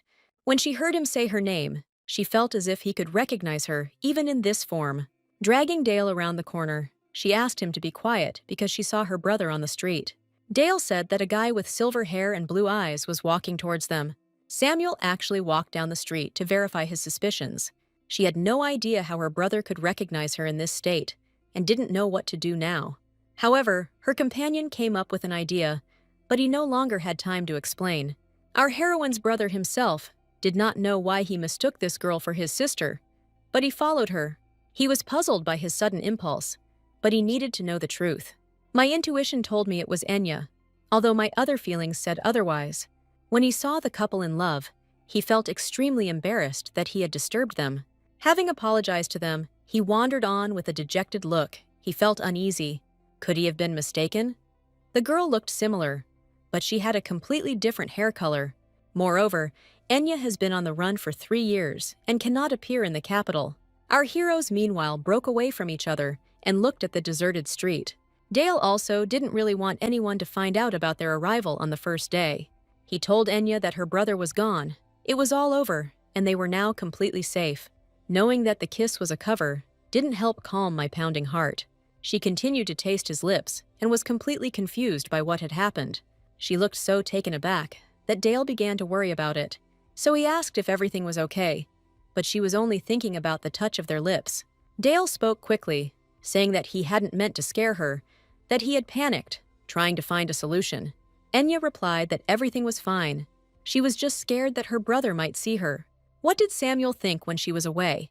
And he ended up on patrol and suggested going home. Our hero also felt awkward, which is why he acted so impulsively and agreed. When they entered his house, she immediately dropped her disguise. It was not needed here. However, Enya was extremely surprised. The house was in a quiet area and even had a nice garden. Do A-rank mercenaries really earn so much that they can afford such an apartment? Inside, it turned out to be much more spacious than she expected. There was even a 3rd floor. She wanted to look at everything as quickly as possible, and she did not deny herself the pleasure. The room she entered was simply magnificent, and the view from the window was pleasing to the eye. She was indescribably delighted with the small garden, and with the house itself in general. She wanted to share this with Dale, but he was still under the impression of his mistake. That's why he said that the house was old and empty. She might be uncomfortable, he would find another one. To which Enya replied that it was just the opposite. The house was amazing and she had no complaints. She added that she was surprised that there was such a wonderful place in the capital, and it was simply something. After these words, his heart was lifted, and he said that he was lucky to buy this house. And since this room was the sunniest, he suggested that Enya settle in it. When she asked where his room was, he replied that he had to walk a little further next door. He walked forward with confident steps and opened the door, but stopped dead in his tracks. Even he didn't expect to see this. For some reason, the room turned out to be empty. He was speechless. Her room was fully furnished. Everything was prepared there. There was a bed there, perfect for two, and decorated with rose petals. I remembered my servants, whom I asked not to go so far, but they clearly overdid it. Enya said she thought he couldn't use this room as a bedroom. Dale replied that he had been in such a rush to prepare for the trip that he had left the cleaning up to others. And apparently they didn't put in a second bed, but he can sleep on the sofa in the living room. But she couldn't allow that, and suggested sleeping together, since her bed was huge. He was clearly stunned by the proposal, and she didn't want to pressure him. That's why she said that, like a normal married couple, they should sleep in the same bedroom. However, remembering the awkward situation in the morning, she promised that she would not touch him. She added that he had nothing to worry about. She would sleep on the left, and he on the left. When she built a wall of pillows, he thought it was going to be a long ride. And no matter how funny this situation looked, they were tired and therefore quickly fell asleep. Our heroine had a very strange dream. An epidemic had begun in the capital. A severe skin disease quickly spread among aristocratic women. People were gossiping that the itching was so severe that it drove girls crazy. The disease leaves terrible scars, and many ladies have taken drastic measures. And apparently, it was all about the makeup. At that moment, Enya woke up in a cold sweat. I jumped up and thought it was a dream, but it was all too realistic to be a dream. Was this really the case in the original? Or was it something like the story with the aunt I forgot about? Sometimes, when she had dreams like these, memories would surface. But now she dreamed of an epidemic. It was too much, and she looked at Dale. He slept so peacefully next to her that he attracted her with his beautiful appearance alone. She thought that, although she was worried, everything had worked out for her so far. And besides, he was nearby now. After asking him if he was sleeping, I remembered that it had been difficult for him to fall asleep before, but now everything was different. Her thoughts were that he was probably tired from work, but still went with her to the capital. Our heroine was so grateful to him for his care that she kissed him tenderly. He opened his eyes slightly and looked at the door, his heart pounding wildly in his chest. He restrained himself with incredible difficulty so as not to give away himself and his feelings. She had already fallen asleep next to him again, and Dale thought that he wouldn't be able to stand it for much longer and would go crazy. In the morning, Enya announced their plan for the day. He would go and negotiate with the guild, and she, having finished with the disguise, will go in search of her false cousin. According to Dale, she should check out a boutique she frequents. Once they had discussed the plan, Dale quickly turned around and said that he understood everything. From the very morning his behavior seemed strange to her, he looked terribly embarrassed. And then it dawned on her that Dale had apparently not been sleeping, or had simply woken up at the moment of her kiss. Dale, however, was not having an easy time, and he tried his best not to show his feelings. He stood outside the door for a few minutes, trying to cope with the overwhelming sensations. Our heroine quickly found the very boutique that Dale told her about. It was a small shop that was so beloved by the recently rich commoners. She even hoped to find something useful if the fake cousin was shopping here. I overheard a conversation between two employees who still hadn't found what she asked for. One girl complained that the lady even threatened to get what she wanted. Judging by the saleswoman's words, Lady Lockhart might come in today, which would be to Enya's advantage. When the saleswoman approached and offered her help, Enya did not respond right away. She was more preoccupied with the thought that she would finally be able to see the fake in person. She didn't want to upset the girl, so she said that she would look around a little first. After all, it was necessary to stall for time and wait until she appeared in this boutique. I didn't have to wait long. Soon a lady with silver hair flew into the boutique. And with blue eyes, like our heroines, she shouted whether her order was ready today. Could this really be Lady Lockhart, the fake aristocrat who causes scandals? Enya asked the saleswoman just in case, and she dispelled all doubts. The girl said that the lady was constantly terrifying, but at the same time, she was a terrible spendthrift. Then I asked Enya which aristocratic house she was from, but she avoided answering. Moreover, it was not difficult. All attention was focused on the screaming visitor. They kindly replied that they had not yet completed the order, but could offer other models. They offered a new silk dress, which was specially set aside for Lady Lockhart. The fake aristocrat behaved disgustingly and did not want to look at these rags. By chance and a fallen mannequin, the visitor's displeased gaze fell on Enya. She said, "Here it is. The antique style, like velvet fabric for the embroidery of the western mountains." Then she asked who she was and why she was wearing the dress she wanted so much. Turning to the saleswomen, she told them not to tell her that they had already sold it. I turned to Enya and asked where she got it from. Since it wasn't available in any boutique in the capital, our heroine felt that something was wrong. The fake was behaving extremely aggressively, but she seems to be genuinely nervous, and her hands are shaking like crazy. Swinging her arm, Milady screamed, "How dare they show off what she doesn't have?" The situation was clearly getting out of control.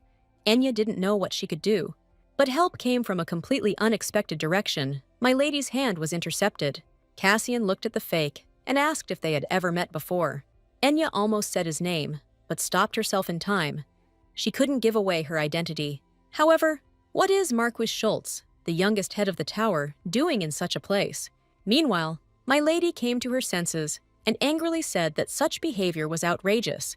He hissed back that it was not for a liar, a pretending lady, to tell him about manners.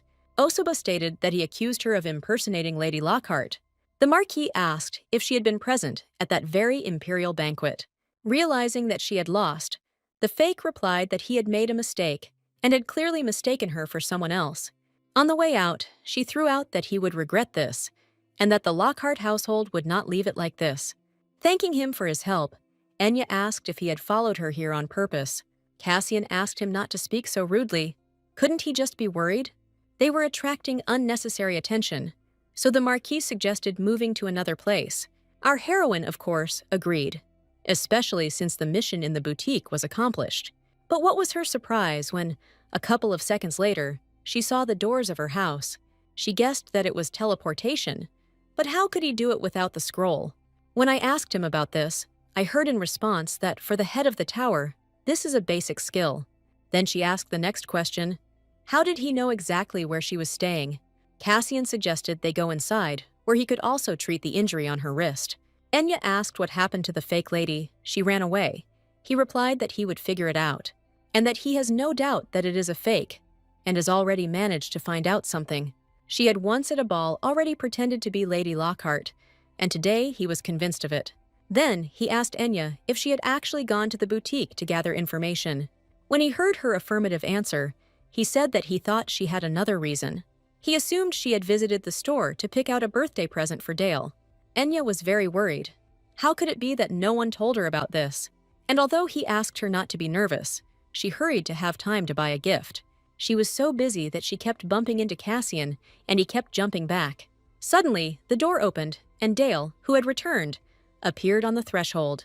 There was a deathly silence in the hall. No one knew what to do with the situation. As expected, Dale took things as they came. His eyes flashing angrily, he pounced on the offender, asking what he was doing with Enya. She had never seen Dale so angry before, and was very confused at first. He demanded an explanation for what Cassian had done to her that caused her to have bruises on her wrist. Our heroine stood up for him, saying that it was a misunderstanding, and asked him to calm down.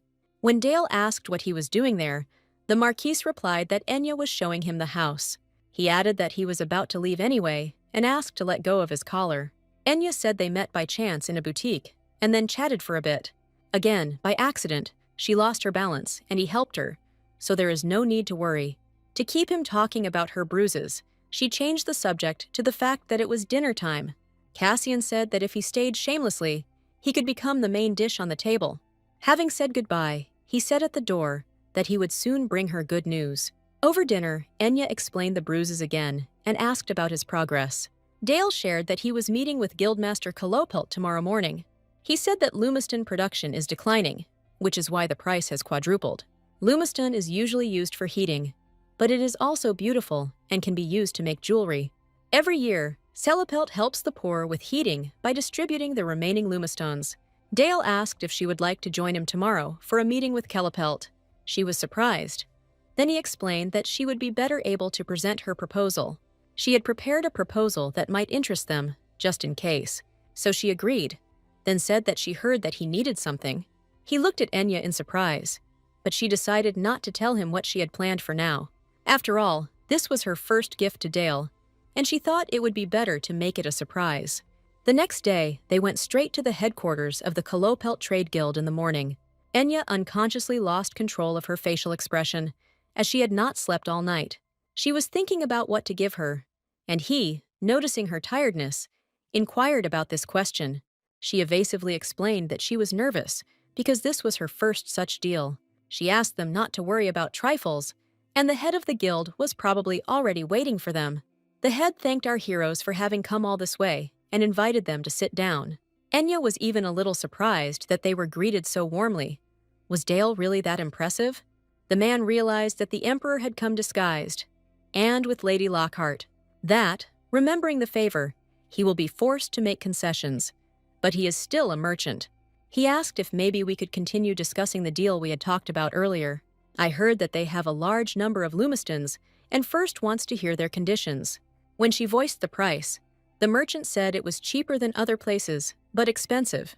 He explained that with such a price, they could consider importing from abroad. Enya replied that they could not guarantee the quality of foreign lumistones, and she asked to first evaluate the goods from Greenwald. After examining them, the head was shocked. He could not hide his surprise and joy that the rights to the prey had returned to the Lord. He said that with such quality, Greenwald will soon become a prosperous territory. But when he saw the inscriptions on the lumiston, he asked where they came from and why they damaged the goods. Our heroine, looking bored, replied that it was not damage, but a guarantee of quality. Selepelt has become famous for its quality, and if anyone buys stones here, they will notice. She explained that recently, traders have been selling counterfeit products, passing them off as Kelepelt. A paper certificate is easy to counterfeit, but this one made by an alchemist cannot be counterfeited. This guarantee mark will ensure trust and allow the guild to spread its name wider. Selepelt occupies the first place in the empire, but they want to expand their influence. One of the ways is through social contribution, so they reinforced a positive image. Enya suggested distributing lumistones with a handmade certificate to the poor this year, and if she were in his place, she would not have missed such an opportunity to make it a symbol. The merchant was impressed by her skills, and, despite her defeat, agreed to the deal. At the last moment, Enya even managed to include her herbs in this deal. Dale said he was glad everything went so smoothly, and that she liked it. Then, he said that he still needed to go somewhere, and asked her to return first. Remembering the gift, she said that she wanted to give him something, and asked him to close his eyes. Our hero had no idea why she wanted this, but he decided that there was no point in resisting. Although he was terribly curious about what this restless Lady Lockhart was up to again, when he was given permission, he opened his eyes and saw the gloves she had made herself. She apologized that they might be untidy, but asked to accept them as a gift. Now he guessed why she looked sleep-deprived. She was preparing a present for him. She said she wanted to take care of him because he was a mercenary and they always had cold hands. Dale said that these gloves were absolutely beautiful, and he would treasure them for the rest of his life. Returning home, our heroine thought that she had succeeded with the gift. They had a wonderful birthday celebration and finished preparing for his return. Even the incident with the fake lady seems to have been successfully concluded, and the contract has been signed. The only thing that upset her was the fact that she still couldn't remember anything from the past. Thinking that she didn't want to violate Dale's personal space, she decided to pack his things, just things, because she had to leave first anyway, and she opened the wardrobe door. So much stuff fell out of it that some of the signs hit her on the top of her head. Looking at the contents of the cabinet, our heroine was stunned. This was not what she expected to see. There were all sorts of Dale's identification cards scattered across the floor, and there were a lot of them. They all belonged to him, she tried to understand. He, who changed jobs so often. Moreover, some of them looked completely new, as if they had never been used. If you think about it, there are too many strange things in Dale besides the ID cards. Again, a suspiciously large house in the capital, even if it was bought on the cheap. Moreover, he often went somewhere at night and never said anything about it. Of course, they agreed not to interfere in each other's personal lives, but she didn't want to doubt. She decided to ask as soon as he returned, and at that moment she heard his voice. Before she could even begin the conversation, she heard a note of anxiety in his voice, and he spoke. Dale told her that he had just found out that their house in Greenwald had collapsed. As he was told, he collapsed due to heavy snowfall, and Enya postponed the conversation. Our heroine looked at her house in Greenwald and couldn't believe her eyes. After all, no matter how heavy the snowfall, how could an entire house fall in just one night? Dale replied that it was all his fault. There was a lot of snow here, and it needed to be cleared away. And while they were in the capital, it seems that much more snow fell than they expected. I thought that they were right, that Greenwald is greatly influenced by weather conditions. She said out loud that it was early spring now, and they could be happy that they had almost no luggage. I thought, considering what they took with them, there wasn't much important left in the house. Then I began to remember what exactly was left in the house. But we didn't take much on the trip. Something began to bother her, something very important. And then she remembered her suitcase. Then she thought that she wouldn't take it this time, but it was very important luggage. She rushed to the house, not listening to Dale. She thought only about what was left in the house. The suitcase contained all sorts of valuable herbal samples and rare seeds. Rushing towards her, Dale asked her not to touch anything and that he would rather call someone to help. But she didn't want to hear nothing. The contents of the suitcase were so important that our heroine forgot about caution and pulled the luggage out from under the rubble. Her rash and hasty actions caused the entire house to come into motion. Enya saw part of the roof falling on her, and her sense of self-preservation failed her. Her heart sank with fear, but she only closed her eyes, hoping that she would fall next to him. She opened her eyes. Her heart started pounding again. She was not hurt at all, but why?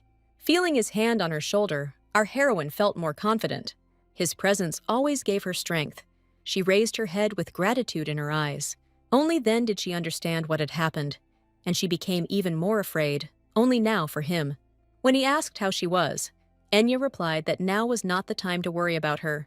As Dale climbed out from under the rubble, he said that as long as she was okay, he was okay too. She asked him not to talk nonsense, adding that he needed to be examined urgently. To see if there were any serious wounds on his body, she asked him to lift up his shirt. To his surprise, right there, she replied that it really didn't matter where they were. Saying that since she insisted, Dale fulfilled her request, despite the frost and snow. Just by looking at his back, I could tell for sure that he must be in a lot of pain. She reproached herself for ignoring his warning and rushing into things. I asked him if he had any trouble breathing, or if he felt like something was broken. He replied that everything would be fine, but she knew that it wouldn't be, and she had to act. Dale said the snow was getting heavier by the minute, and she knew he was right, but she urgently needed to treat her wounds, so he suggested going to a hotel. This was the right decision, otherwise he could have caught a cold. Having reached the hotel and treated the wounds, she said that these herbs are good for bruises, but there was no need to worry, because there were no more serious injuries. She wrapped his wounds in clean bandages and asked him to tell her when they got dirty. He felt awkward because there was only one free room left in the hotel. Enya asked him not to apologize. She understands that there are more workers in the city now. But he saw that something was bothering her and said that she didn't have the best expression on her face. In fact, circumstances thwarted her plans to talk to him about her suspicions. Despite being a mercenary, he acted very nobly towards her. And although he overexerted himself using the scrolls, he never told her exactly what he was doing. She really wanted to believe him, but she needed to hear everything directly from him. With a heavy sigh, Dale said that she seemed uncomfortable, and he would find another place. He misunderstood her, and the reason was different, so she stopped him. Enya blurted out almost quickly that everything was wrong, and he didn't need to go anywhere. Looking closely at his face, she guessed that he had a fever. He did have a fever, so she asked him where he was going in that condition. He stopped and looked into her eyes, and said that he didn't want her to feel uncomfortable.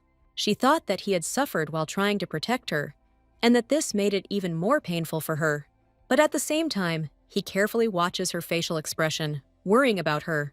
Our heroine thought how she could be such a fool, and tears started flowing from her eyes.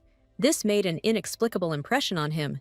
He had never seen her like this before, and she thought about what happened. She clearly felt that Dale cared about her, so she couldn't even think that it could all be a lie, and she called him. He responded, and then she said if he didn't like seeing her uncomfortable. She continued by saying that in that case, she asked him to rely on her today. Our hero listened to her request, and then she was able to measure his temperature. As she had expected, the fever was intense, and she was glad that it still remained. She said out loud that she knew that Dale, working as a mercenary, had it easier than ordinary people, and she remembered again what she had thought when she saw the wounds on his back a little earlier. She continued that when he feels bad, he should tell her and not keep his mouth shut. She said that she was a doctor and thought that if it had been another person, she would have smelled the disease.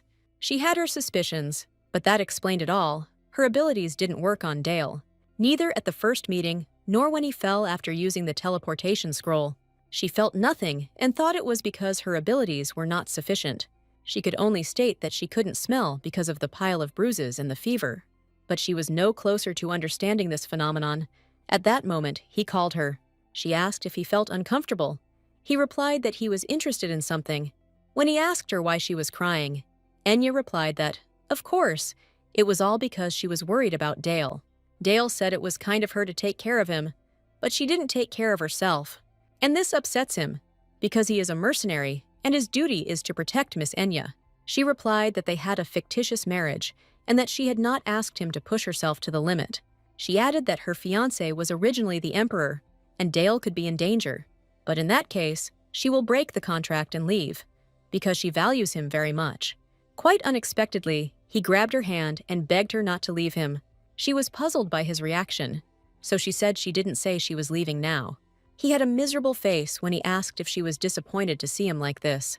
Our heroine would never have thought that Dale could be so worried. She didn't want to upset him, and asked if he wanted her to stay close. His answer was affirmative. Enya thought deeply about what was happening. He didn't seem like his usual self.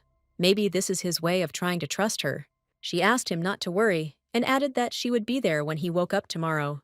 Then she repeated that she had already said that he could completely rely on her today, and that even if he is in such a state, she will not turn away from him, even more so.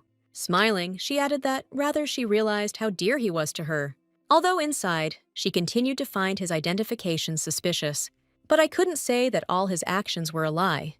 Maybe it was all about his work. She knew it sounded like an excuse, but she wanted to hear what he had to say. Once again, she asked me not to worry, and advised me to have a good rest and recuperate. When she said she would take care of him, memories came flooding back. The girl told him that she promised that she would definitely cure him, and that he would not be in pain. And then she said, "Let's quickly make a pinky swear," but he didn't know what that was. This was all new to him, as he had never interacted with girls before, and he didn't understand at all what she wanted from him.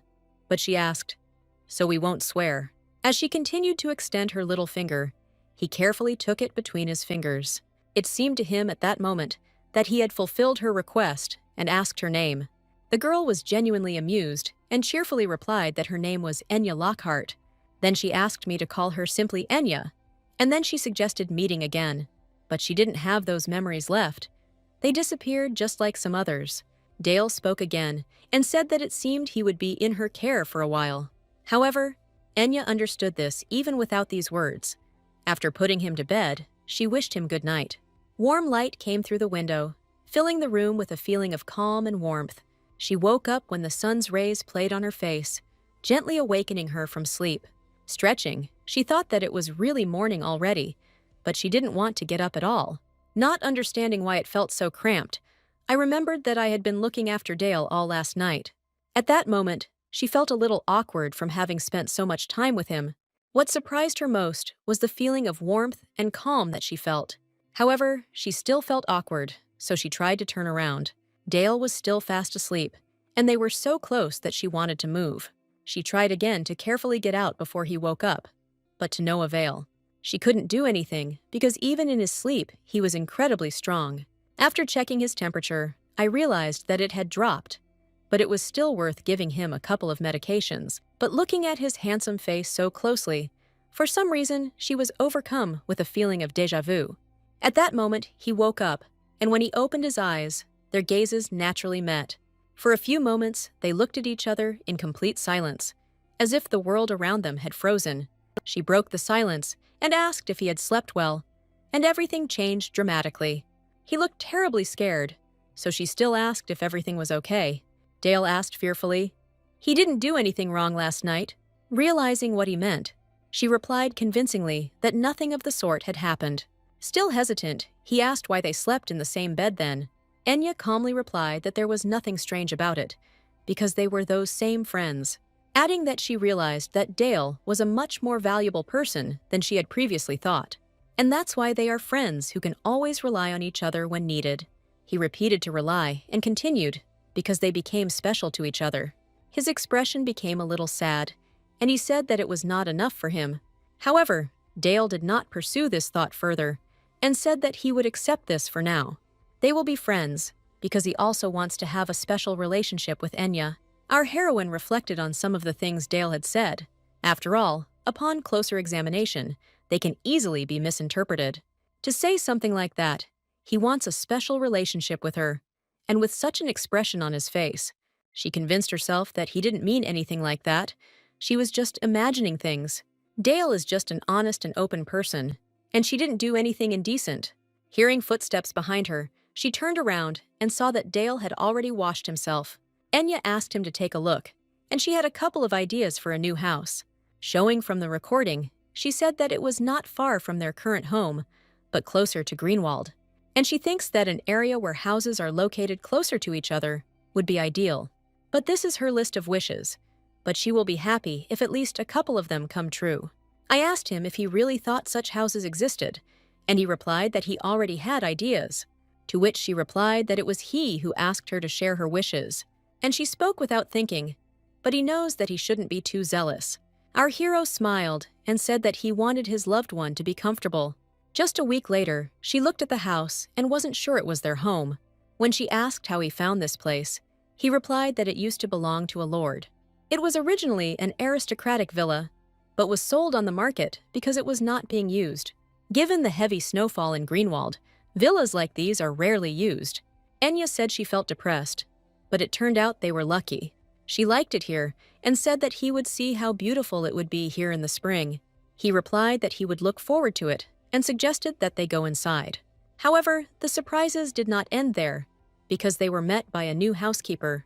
To her logical question, he replied that he had called all these workers in advance. Since the house was too big for the two of them, he thought that servants were necessary. Dale whispered that he wouldn't be living in this house forever, but she didn't need to worry. She asked him where he would live then, and he said that he would have separate housing. The housekeeper said that they would sort everything out and would not interfere with their happy family life. Marie introduced the chef, the gardener, and the other servants who would be helping at the estate. Enya was grateful for the concern, but it was not easy to hire these workers on his salary. She was very curious about where such a huge amount of money could have come from. However, just when she thought it would be nice to have a garden near the house, it appeared. Now she has a good opportunity to establish cultivation of high-quality herbs. She tried to offer help with paying the staff, but Dale flatly refused. Moreover, her fears turned out to be unfounded. The staff left immediately after finishing work. Among them, Miss Marie, who works as a housekeeper, has professional training. It's as if she possesses the very discipline that can be felt in the imperial palace. Our heroine thought that perhaps these were unfounded suspicions because of the emperor. The housekeeper greeted the lady and reported that she had tidied up the room a little. In the original, the emperor was meticulous and pedantic, cautious and a strategist. He always got what he wanted and was probably waiting for the moment when she let her guard down. Enya decided that it was worth asking Emma to investigate, just in case. In the meantime, I started reading a letter addressed to the most beautiful Miss Enya in the world.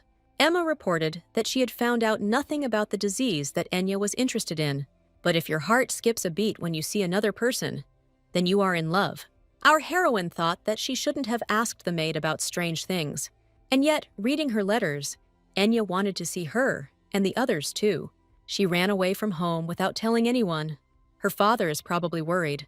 Enya often thought about everyone who remained in the estate. She was interested in how they were doing.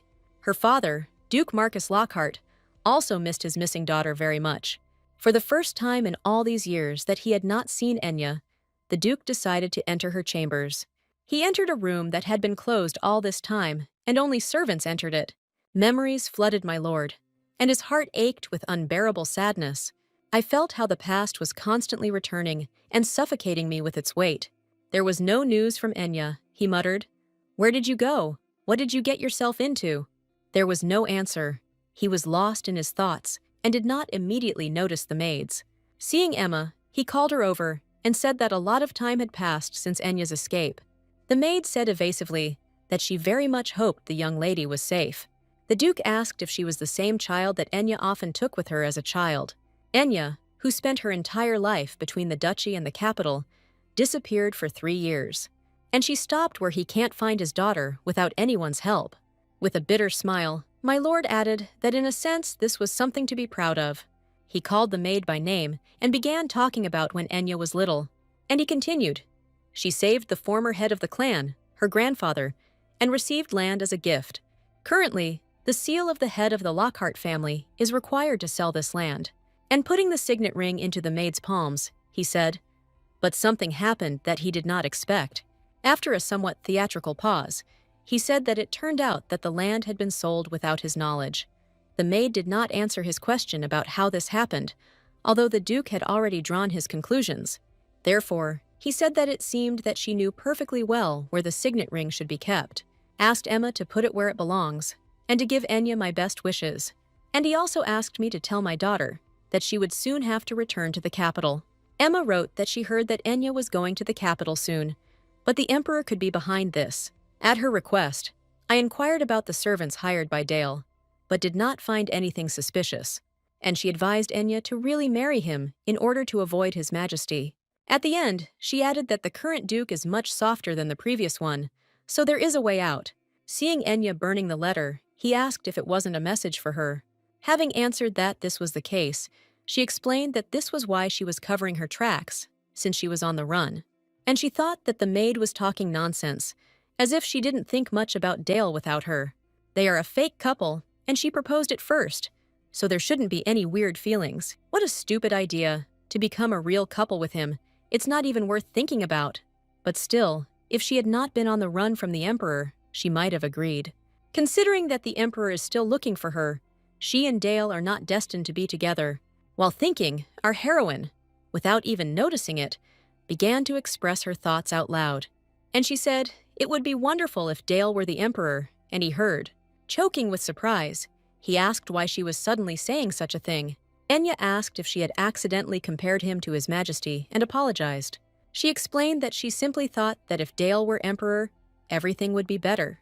Then she said that he had better change his clothes, and they went upstairs. Looking at the bookcase, she said that it seemed that her book had ended up there by mistake. Taking it from the shelf, she added that she had read it a long time ago, but it was nice to see it again. It was her favorite book, that's why she remembered it. It was the novel The Lady of the Night, one of the most famous novels of Madame Cosette. She is often called the mistress of novels, a sad story about a girl locked in a tower and saved by a young man passing by. After apologizing for getting carried away again, I asked Dale if he wasn't interested in novels. He replied that there was no need to be embarrassed, because he also liked novels. Enya said, so that's the reason why he could still speak sweetly. She became interested again and asked if there was a novel that had impressed him the most. Our hero mumbled the word novel and remembered the effort he had to put in. A few days ago, Soho, the commander of the Imperial Squad Zeta, was reading a new novel. Getty approached him and asked what he had done with the Emperor's capital mansion. The deputy commander continued, saying that the Emperor was very keen to kill Soho. The commander replied that he had prepared the mansion in such a way as to help them get a little closer. Then Getty said that since he was so smart, let him read a couple of novels, and then he will briefly outline the essence of the novels so that the Emperor can use this for discussion. Soho replied that for an unrivaled genius like him, it was as easy as pie, and maybe it would be better to help the Emperor with something more practical for developing relations. However, His Majesty had already arrived and heard the last remark spoken by Soho.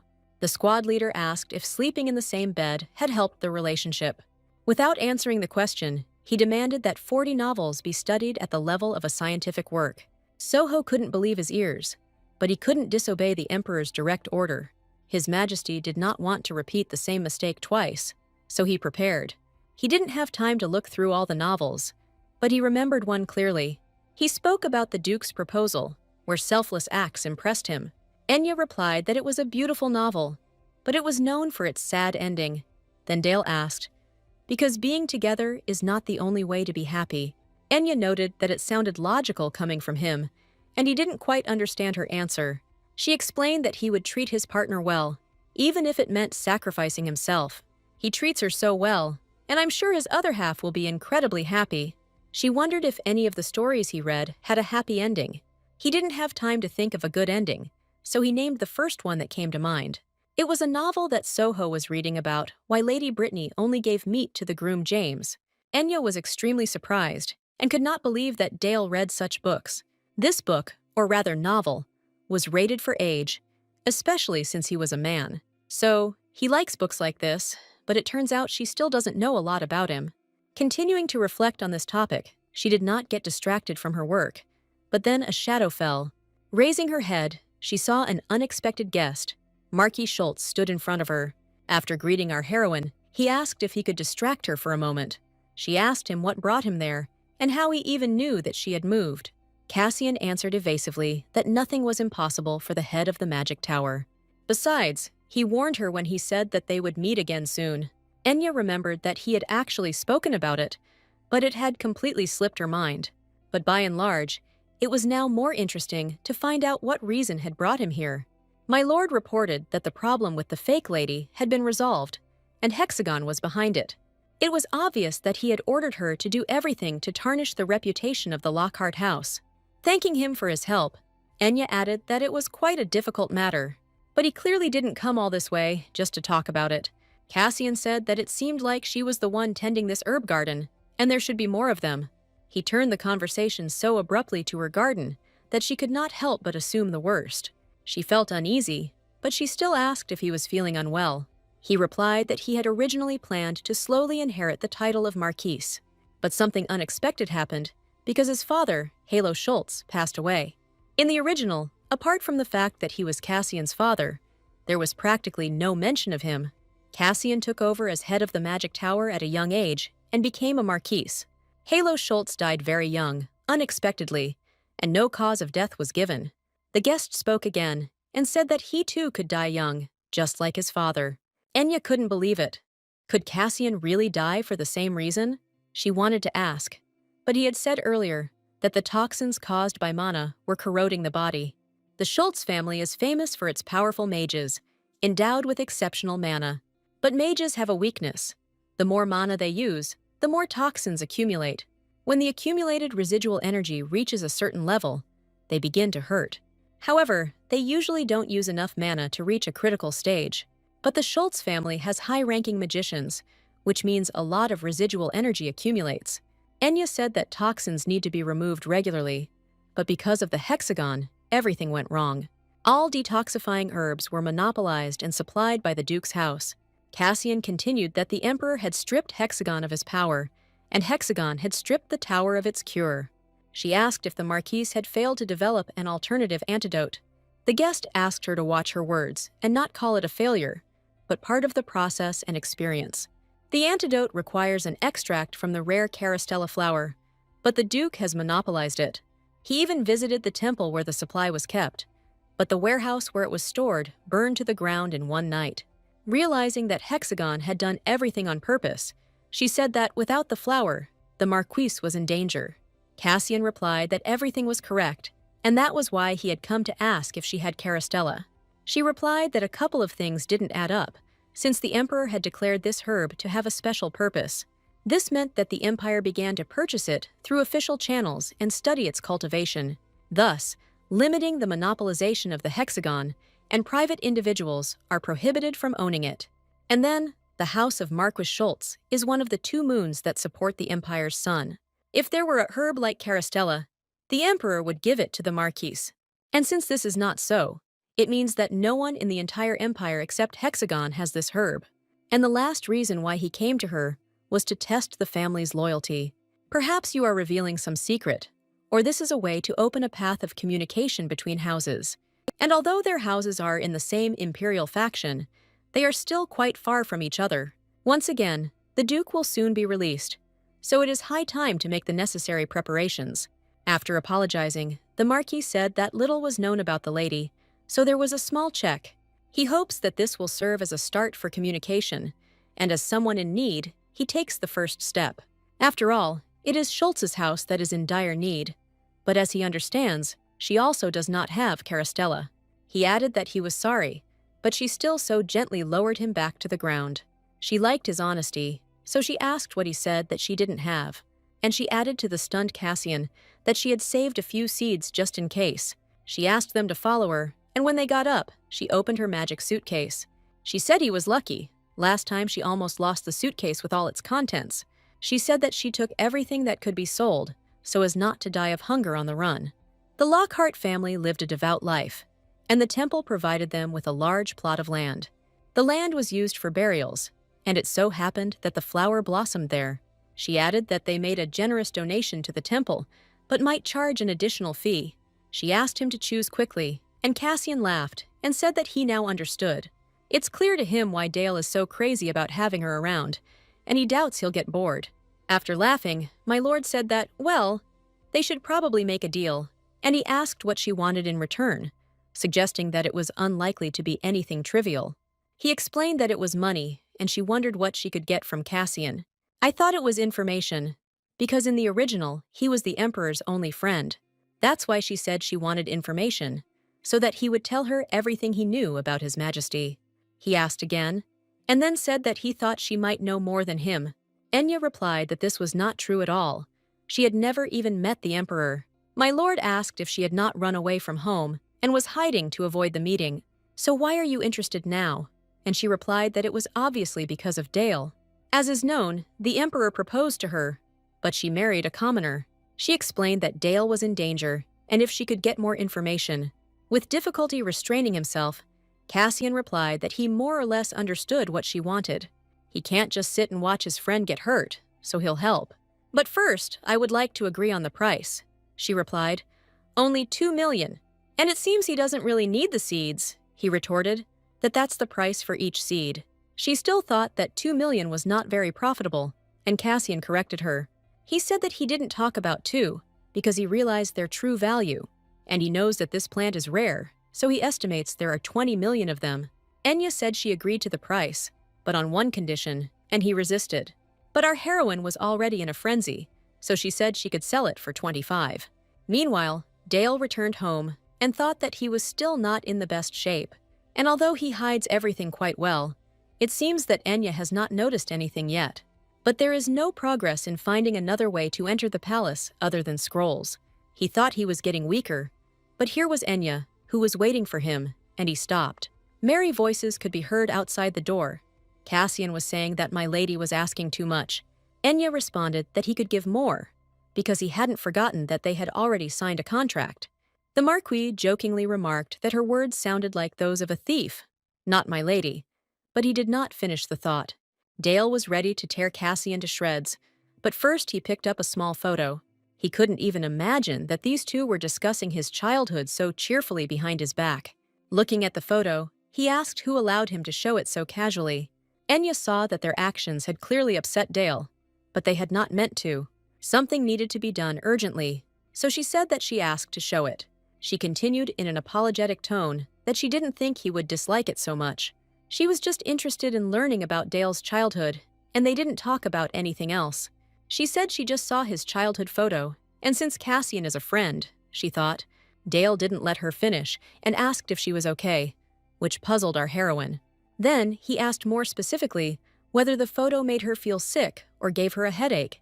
Even more surprised, she asked again, looking at a photo of Dale as a child, she found it quite cute to look at baby photos, and his reaction was unclear. Our heroine was at a loss and could not understand what she had done wrong. Having made sure that Enya was okay, our hero turned to his friend. In an authoritative tone, he asked him to come out with him to have a serious talk. The Marquise hesitated a little, and then replied that yes, it was a personal conversation between friends. Enya couldn't even imagine that everything would be so serious, and whether it would be possible to leave them alone. but she understood that since she had not been invited, it was better for her not to interfere for the time being. Cassian also did not expect the Emperor to be so angry and was not prepared for the consequences. Dale pushed him against the wall with a sharp movement and asked why he was provoking Enya. After all, she knows that awakening old memories will only cause her unbearable pain. But the Marquise was no weakling, so he replied that he too must take responsibility. Dale, without slowing down, asked why this responsibility included Enya's risks. The answer was that Dale saw that she was okay, and they couldn't hide forever. And the reason she can't remember His Majesty is technically related to him. They both knew what happened that day, and those memories would haunt them. Many years ago, young Cassian apologized to his heir for what he had done. In an apologetic tone, he said that he had done something wrong, and that he was very sorry. The prince listened to his friend, and then suddenly it began to dawn on him what had happened. But he couldn't let that happen. He couldn't let Enya get hurt because of Cassian, and he rushed as fast as he could. He had to make it in time, otherwise he wouldn't be able to live with this. The Marquise asked the Emperor to allow him a chance to help, at least now. Cassian cleared his throat and said that as a childhood friend of His Majesty, he truly asked, and no matter what the Emperor thinks about this, he wants to help correct the past. Our heroine was very worried, so when Dale returned, she asked where Cassian was, to which he asked not to worry, but Cassian had some business to attend to, and he saw him off. Then she apologized, because there must be a reason why he wants to talk about the past, and I thought that I was too careless. He might have painful memories. At this point, it was enough for our hero that she was okay. However, she added that now, if she was interested in anything, she would ask him, and she asked if she could treat him to a delicious dinner as an apology. Having answered that it sounded great, I thought about what would happen after she found out the whole truth. He sadly wondered if she would be able to continue smiling at him so brightly, but a second later, he threw these thoughts aside. He couldn't show his feelings. Another meeting was taking place in the Emperor's office, but he was dissatisfied with everything. Getty thought it was bad. None of the assistants' proposals satisfied him. If this continues, they will not only not be able to breathe freely in front of the Emperor, but the entire Zeta team will work overtime, not even thinking about their home. He was accustomed to wearing a mask and acting as a prompter when the Emperor was not around. Getty was at a loss as to who could offer the best birthday gift for a lady. It was Soho's turn, and the deputy thought that maybe at least this one wouldn't anger the Emperor. The commander said, as ordered. He chose gifts that might be liked. How to expect development and win a lady's heart with predictable gifts. It's time to go beyond the banal and have the courage to offer something unique. Madame Cosette's unprecedented new work is just what's needed right now. After all, her novels are so popular with the ladies, and this is a gift from the work of a writer who has been silent for a long time. A gift that suits her tastes. But it's just a book. Will Enya like it? Soho asked what they thought, since the ladies' drawers were probably overflowing with jewelry. The same applies to any other material thing she may acquire, and only the Emperor can present a new work by Madame Cosette's favorite author. Getty was already beginning to worry that if Soho continued this advertising, it would anger the monarch. However, the Emperor thought it was a good idea and praised the squad leader. He said that he hadn't done anything truly useful for a long time, and the book would be a gift. But Dale, in addition to government affairs, also had his own quiet life in the south of the country. Today, he and Enya went shopping, and he asked her to pass the bag. Our heroine replied that it was very sweet. But could she at least carry this one? She hadn't gone anywhere for a long time, and so she unknowingly bought a whole bunch of stuff. And all thanks to the Selapelt Guild, who opened the main road through Saloy. When he offered to carry her bag again, she told him to put it in the van. And what's the point of walking around with purchases all the time? And the delivery cart was nearby. Watching Dale, she thought he sometimes had a very strange stubbornness about him. Their attention was drawn to a noise behind them. A man had lost control of his boxes. Our heroine, as always, could not pass by when someone needed help. Now, having come up to him, she asked if everything was okay and asked Dale to help the man. The man thanked them for their help and added that it was nice to meet kind people. Enya replied that they would help carry his things to their destination if needed. After asking Dale if he was okay with it, she thought that the man seemed familiar to her for some reason. The stranger replied that his house was on the very outskirts, and he had come here because of the hospital. But now the carts have porters, so it won't be hard. He'll hire one. Enya offered her new friend a ride home, and Dale supported her. When they arrived, he said that his wife didn't really like inviting guests, so they were the first guests in a long time, and Enya thought that the house really was in the middle of nowhere. She also became interested in why her wife didn't like guests. Maybe she didn't like people at all. The owner of the house thanked them for coming all this way and offered them some tea. Our heroine noted that the tea had a delicious aroma, and the gentleman replied that his wife collects it herself. Enya couldn't shake the feeling that this smell was familiar to her, but from where? She couldn't answer the question for herself and decided that there was no point in thinking about it for so long. But the truth is, when she took the first sip, she realized that the taste of this tea was also very familiar to her. Then her gaze fell on the bookshelves, and she noticed Madame Cosette's novels.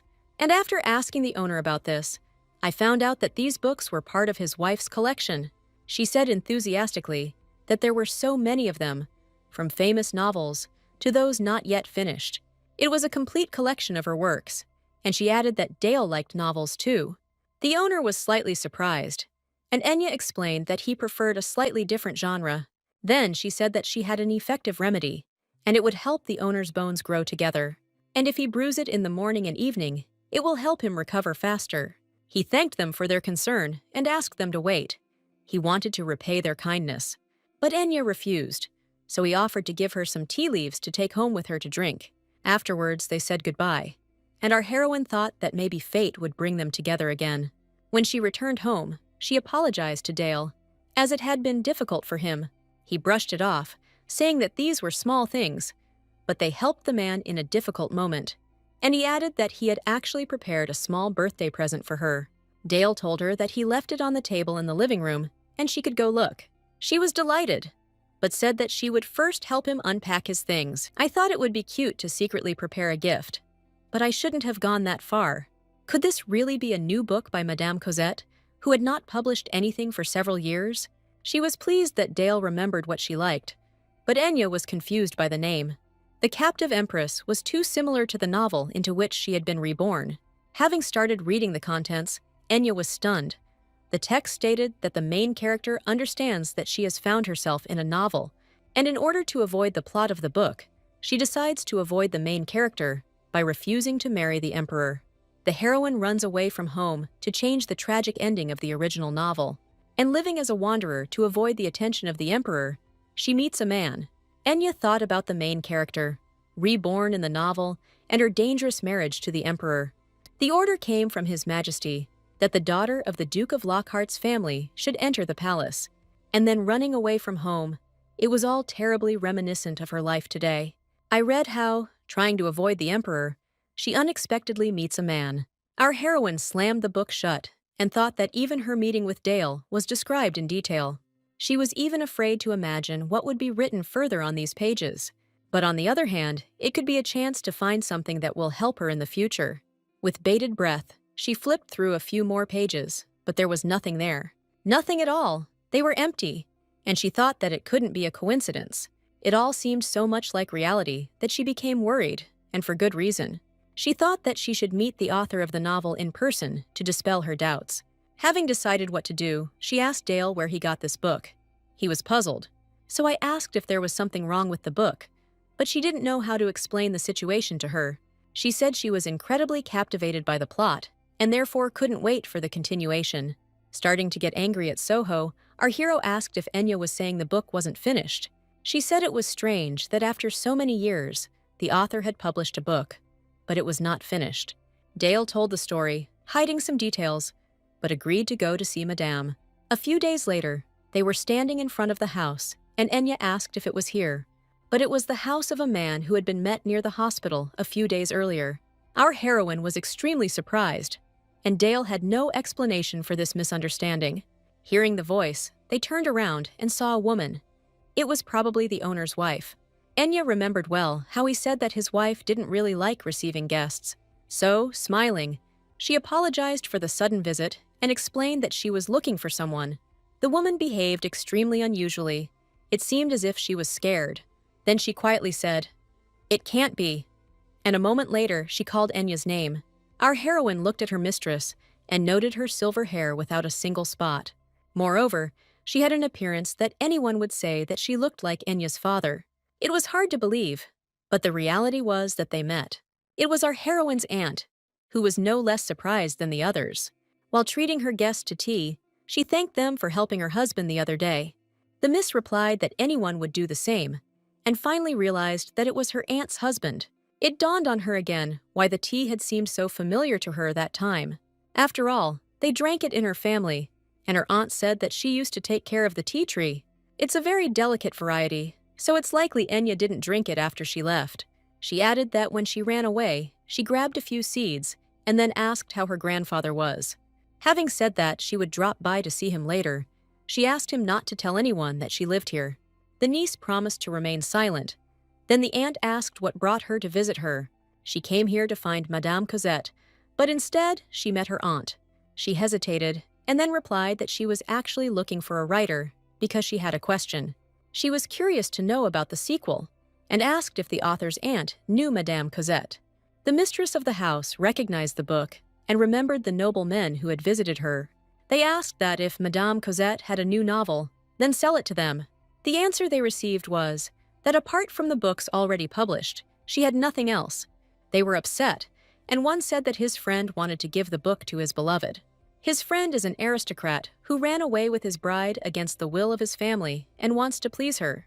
And as a token of gratitude, the lady who ran away with him wants a book by his favorite author as a gift. So they came to her. Despite all the inconveniences, she found it romantic. Then, the aunt realized that the friends who came were the friends of Enya's beloved. At this moment, our heroine remembered that she had completely forgotten to introduce her companion. The hostess of the house was glad to meet her, and Dale also replied that he was very glad to meet her. Enya said that when she received an order from the emperor, she ran away and met Dale. Auntie actually heard that this happened when Enya was 18. I thought that, from what my niece said, Dale knew what was going on, and they were married. And if you look at how happy they are together, it means they really love each other. She said out loud that she was happy for her niece, because she had met a good man. Having thanked him, our heroine thought that hearing these words made her a little embarrassed. But at the same time, it seemed to her as if she and Dale were officially recognized as a couple. Meanwhile, my lady asked if Enya had come to her because of the author of this book. And she can tell you that she has come to the right place, because she is Madame Cosette. The guest even jumped in surprise, which meant that her aunt had painted the captive empress. And she asked if the aunt remembered what the book was about a girl who moves into the novel. Milady replied that she had written it from the words of her niece, who was then about 7 years old. And she added that Enya always came up with such mystical and interesting stories. Our heroine didn't think this was logical, because she didn't yet know she was in a romance novel. She vaguely remembered how she communicated with her aunt, but she doesn't remember a single story. She didn't remember not only her aunt, but anything at all before the age of 7. She thought she was too young, but now she feels like someone erased her memories. Dale became worried. She looked strange. He asked if she was okay. Having answered that everything was fine, I thought that now there were more worries and questions. She hoped that meeting Madame Cosette would help her figure things out, but it turned out differently. The aunt also noticed that her niece looked anxious and asked about the fair. Enya didn't understand what they were talking about and received the answer that every year their family organizes a fair, and this year the emperor will be present at this annual event. Unable to contain herself, our heroine said that he usually doesn't attend such celebrations. In response, she heard that, apparently, she had not heard yet, but Hexagon had adopted the girl, and this was done in order to conclude a marriage alliance and improve relations with the palace. Enya couldn't believe her own ears. Could Duke Hexagon really do such a thing? But that was not all. My aunt said that rumors had spread among the aristocrats. The emperor intends to declare at the fair that the relationship with Lockhart is still strong, but if he didn't show up at the event, they'd say there was something wrong with the Lockharts, and this will therefore lead to the Duke of Hexagon's influence becoming stronger. Enya understood that the circumstances were such that she simply could not participate. The hostess of the house meanwhile spoke up, saying that they were in roughly the same situation, and she doesn't want to put pressure on her, but she's heard too much disturbing news. She ended by asking why Enya didn't come home this time. In the end, the maid's warning turned out to be correct. She would have to go to the capital. She had no other choice. She could not abandon her family when such a threat loomed. Our hero asked her if everything was okay with her. He was very worried about what was happening. She replied absent-mindedly that everything was fine, that she was just thinking for a while. Dale asked if she needed to return to the capital, and she hesitated before speaking. But he didn't let her speak and said that he would be fine and she could go, that he doesn't want to become a stumbling block between her and her relatives. A new expression flashed across his face when he said he would always be here. Enya thought that if she returned, she might never see Dale again. She could not ignore the actions of the Duke, who was planning to get closer to the Emperor. She felt ashamed in front of Dale, but her family could be in danger. She needed to be with them. Thanking him, she added that she promised to return to him as soon as possible. He smiled back and said, "Okay." He knew she couldn't do otherwise. Miss set off on her way back to her stepfather's house. She was both happy and sad. The maid Emma looked around with all her eyes, waiting for her mistress's carriage to appear. And although she was the only one who was in touch with her, this does not mean that she did not miss her. The joy of this meeting was mutual. Our heroine smiled sincerely at the maid. They quickly exchanged warm words, which they share after a long separation. Duke Lockhart also came out to greet his prodigal daughter, sadness on his brow. He said, finally returned, and Enya imagined this meeting the whole way.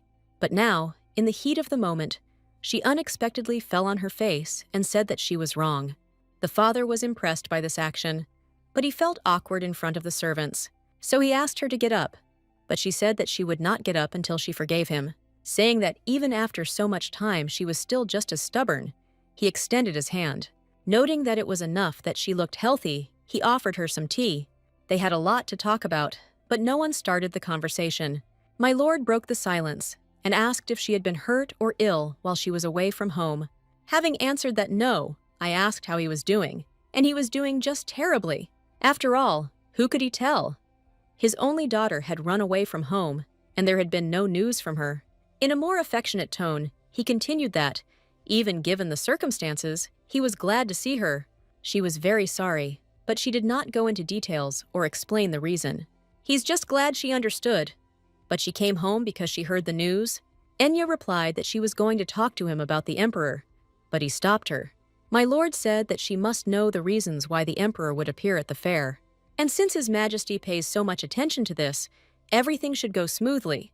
He continued that she was no longer a child, and that the last time the Emperor had forgiven her rudeness. This means that he is not giving up on marriage, so he hopes she will change her mind. She wanted to tell him about Dale, but under the circumstances, it was impossible. She also couldn't tell about what would happen to the whole family if she agreed. What could happen if she married the Emperor? She didn't want to lose her family. She said out loud that she understood, and that she could still respond under such difficult circumstances. She already missed Dale. Before leaving, he said that he would wait and believe in her. But what if she could never return, and her heart was breaking with pain? The day of the Lockhart family fair arrived, and guests kept arriving in a steady stream. False Lockhart thought that not much time had passed since the Marquis had been conducting his investigation. Hexagon used his power to hush up the matter, and she got involved in something similar again. Her uncle insisted that she didn't need to pretend, but simply be present at the fair. But the fact that she was paid a tidy sum won't make it any easier for her to rot in the Lockhart prison. The ladies discussed Lady Lockhart and why the Emperor never married her. One lady suggested that she was apparently so ugly that His Majesty simply ran away. The fake thought that Lady Enya does not appear in society, but people are interested in her. The talk about her never stops, so her uncle sent her here to listen to what they say. But no matter what is discussed in society, Lady Enya lives in a completely different world. Then she heard someone ask about Viscountess Portnam, and she tensed. Someone added that it seems like the valuable items she sells are just ordinary herbs.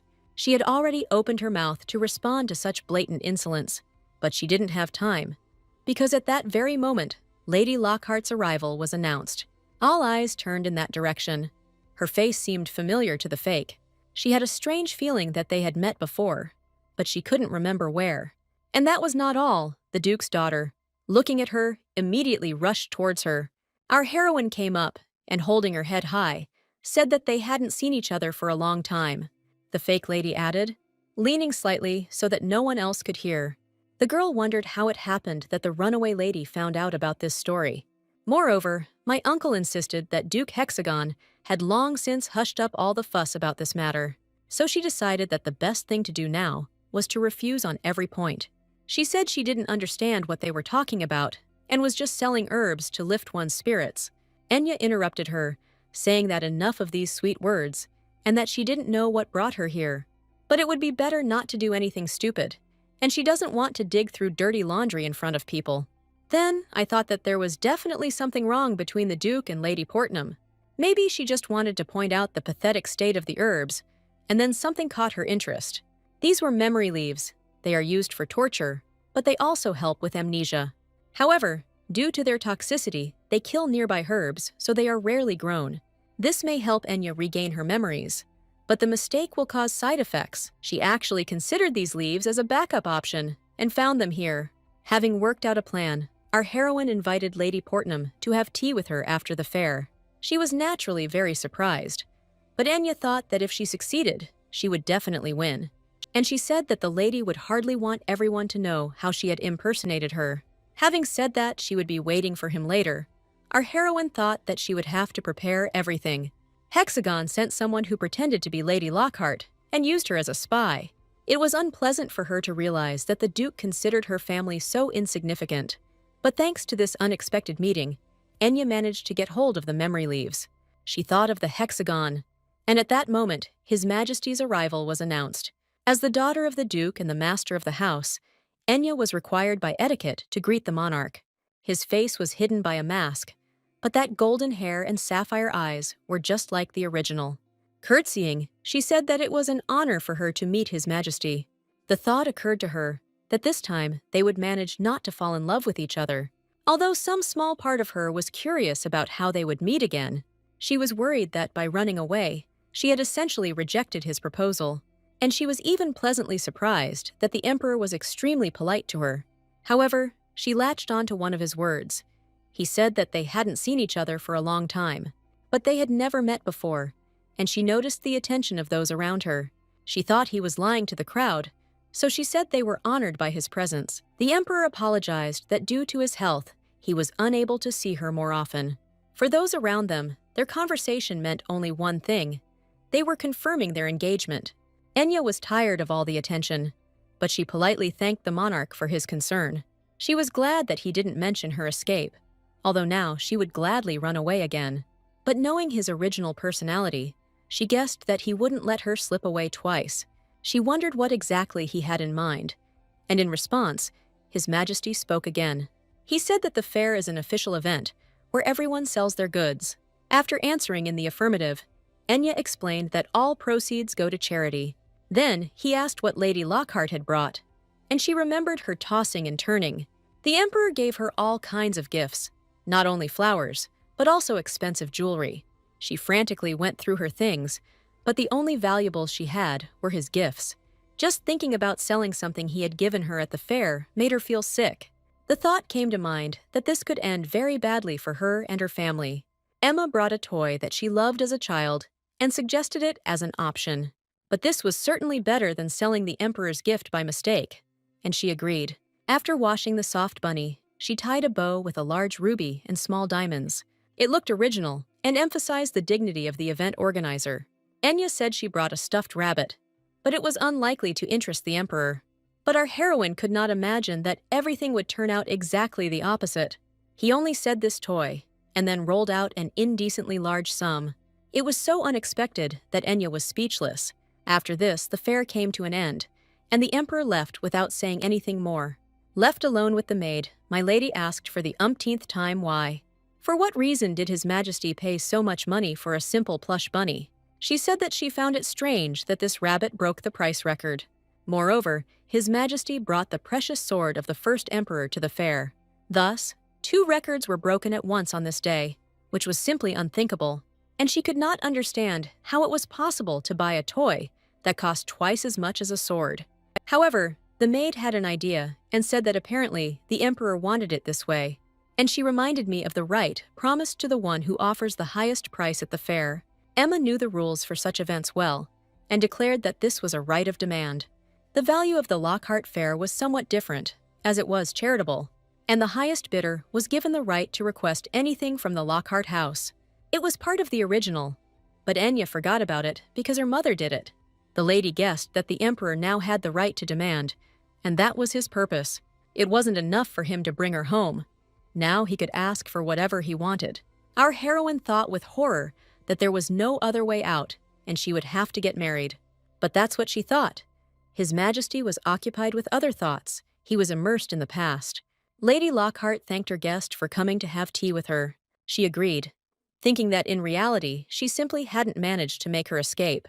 She tried while everyone was distracted by the emperor, but the guards were vigilant. Enya said that, judging by what the guest was selling, she was interested in herbs. Then she started talking about the greenhouse, where there are so many herbs that a panacea could be created. However, Lady Portnam has medicinal herbs that are not even in this greenhouse, that she was interested in some of the components. That's why she wanted to talk. But to avoid complications, she reminded him that she knew about the fake lady. She asked, probably curiously, how she knew that Portnam was in that boutique. And she finished her thought with a question. Hadn't they crossed paths there once? She added that she was surprised when the lady who pretended to be her came to the fair. Enya got to the point and said that she was either being bold or underestimating the Lockhart family.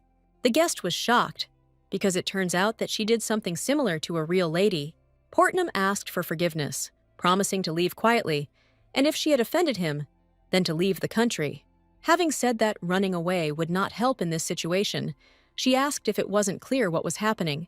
Our heroine added that she knew that this was done on the orders of Duke Hexagon, and if the guest says why she was sent to the fair, she will take the leaves and let her go. Then she pressed her a little, saying that if she got to the bottom of it, she had no other choice. She said that she was from an old aristocratic family that followed Hexagon, but after the Duke lost power, they all had to perform ordinary tasks. When the family became poor, the Duke began to order completely different matters to be dealt with. At first, everything seemed like a simple investigation, until they ordered me to pretend to be a lady. Even then, she thought it was too much. But due to her dependence on the Duke, she had no choice. Enya realized that the Duke had been waiting for a long time to take advantage of the weakness. Portnam confirmed that Hexagon began to act harshly after the lady escaped. The guest started talking about how she really didn't know anything. She was just following orders. And she couldn't refuse, because if something happened to her, no one would look after the land. Where her parents are buried, they died in an accident several years ago. Since her uncle became the current Viscount, the family's fortunes have become unstable. So the Duke and Viscount openly began to use the young lady as a pawn. There is also a high probability that they have planted another spy in case of failure. And as soon as this pawn is no longer useful, it will be killed to keep the secret. And the fact that they met in person will surely soon be known to Hexagon. So Enya said she wouldn't tell her father anything about Lady Portnam. She can help her escape so that the Duke can no longer use her for his own purposes. Afterwards, she explained that Hexagon most likely already knew about this private meeting, and a man like the Duke is unlikely to let go of someone who has failed his task. If Lady Portnam simply returns, her life will be in danger, but there is a way out. The guest was delighted and said that she would give leaves and do anything to survive. Enya put forward the conditions to enter the palace as a maid and report about the emperor, and also to tell her everything he hears about the girl who was recently adopted by the Duke. Our heroine said she needed someone to dig up information, and the lady fit the bill. And instead of going back and spending the rest of his life hiding from two families, wouldn't it be better to work under the protection of the more secure imperial palace? With this document, surveillance of the emperor will not be a problem for some time. Sometimes Cassian shares information about the emperor with her, but he is her closest friend. And now it will be more useful for her to get a more objective source of information. Emma was worried about her mistress, whether she would be okay after the memory leaves. Our heroine said that she herself would not want to use them, but there was no other choice. But there was another problem. The effect of the leaves lasted for a certain time. And at this time, in order to stimulate, you need to be in a place associated with memories. To avoid wasting time, our heroine asked where she often went as a child. Emma replied, "It seems a lady who often visited the imperial palace with the Duke." As Enya expected, she didn't remember this, but this fact gave her an idea. Considering the Empress's imprisonment, there is some connection between her and the palace, and she asked Emma to tell her father that she wanted to accompany him to the palace. She hoped that nothing would happen, since she was going to the palace of her own free will.